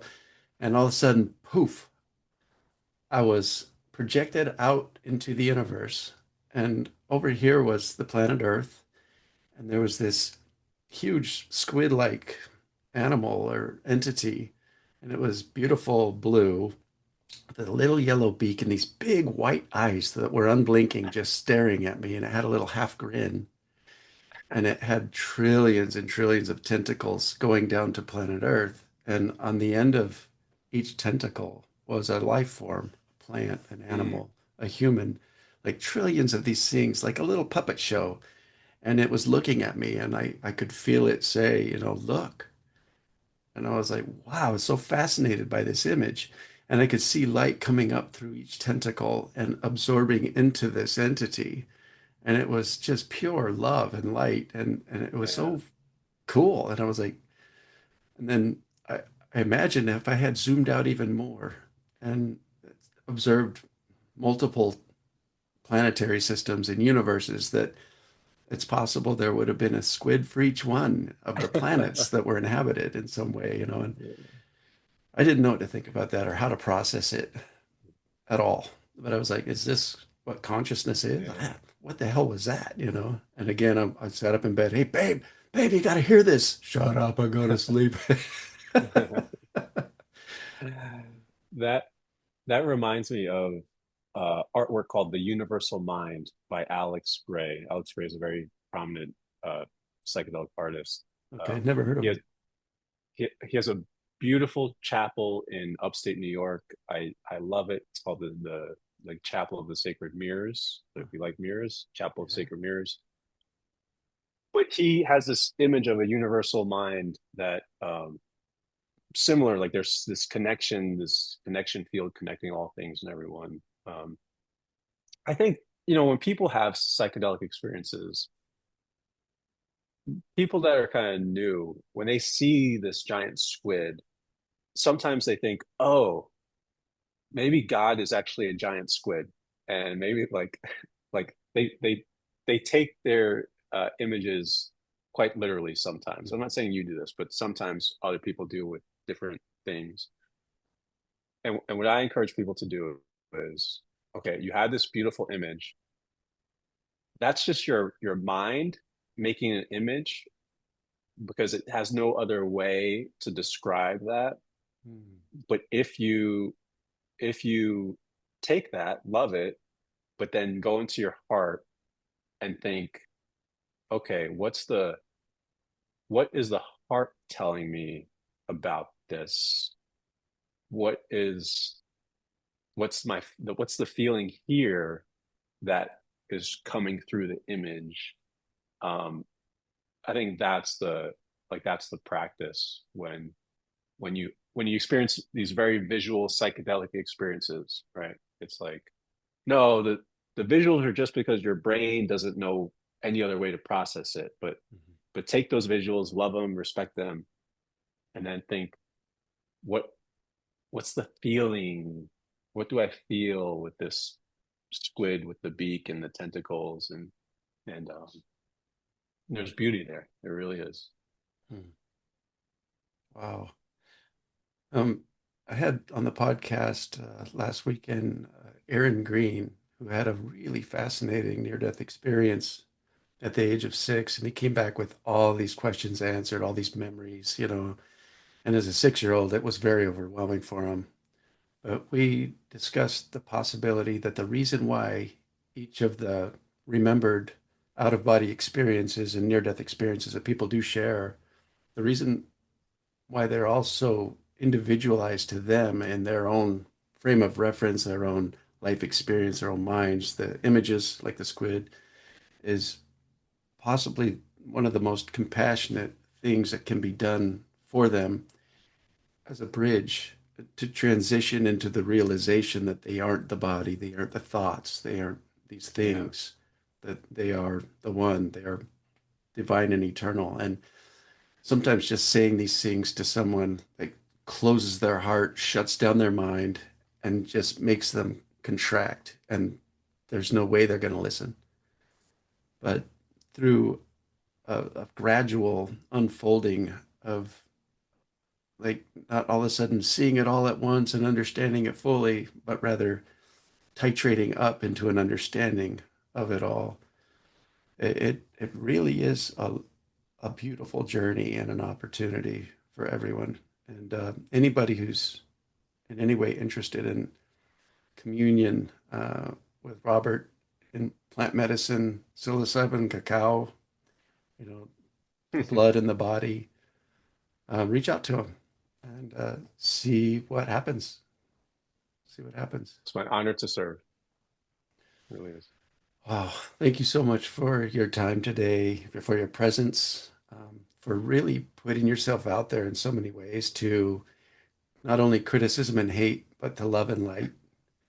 And as you move forward in your journey, um, I just hope that you your message will touch the minds and hearts of the people that need it, and that they will find what they have always known, and that they'll remember who and what they truly are.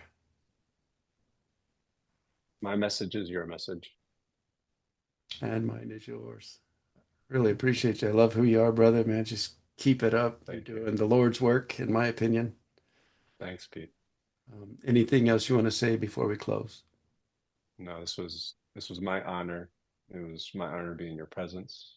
Um, I'm yeah, you blessed me so much for this opportunity. Thank you. Thank you.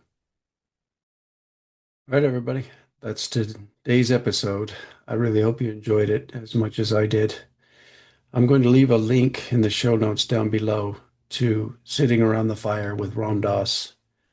I highly recommend listening to it often. It is a beautiful reminder. May your lives from now on be a constant intentional creation as you go down your path of personal progress and learning and expanding.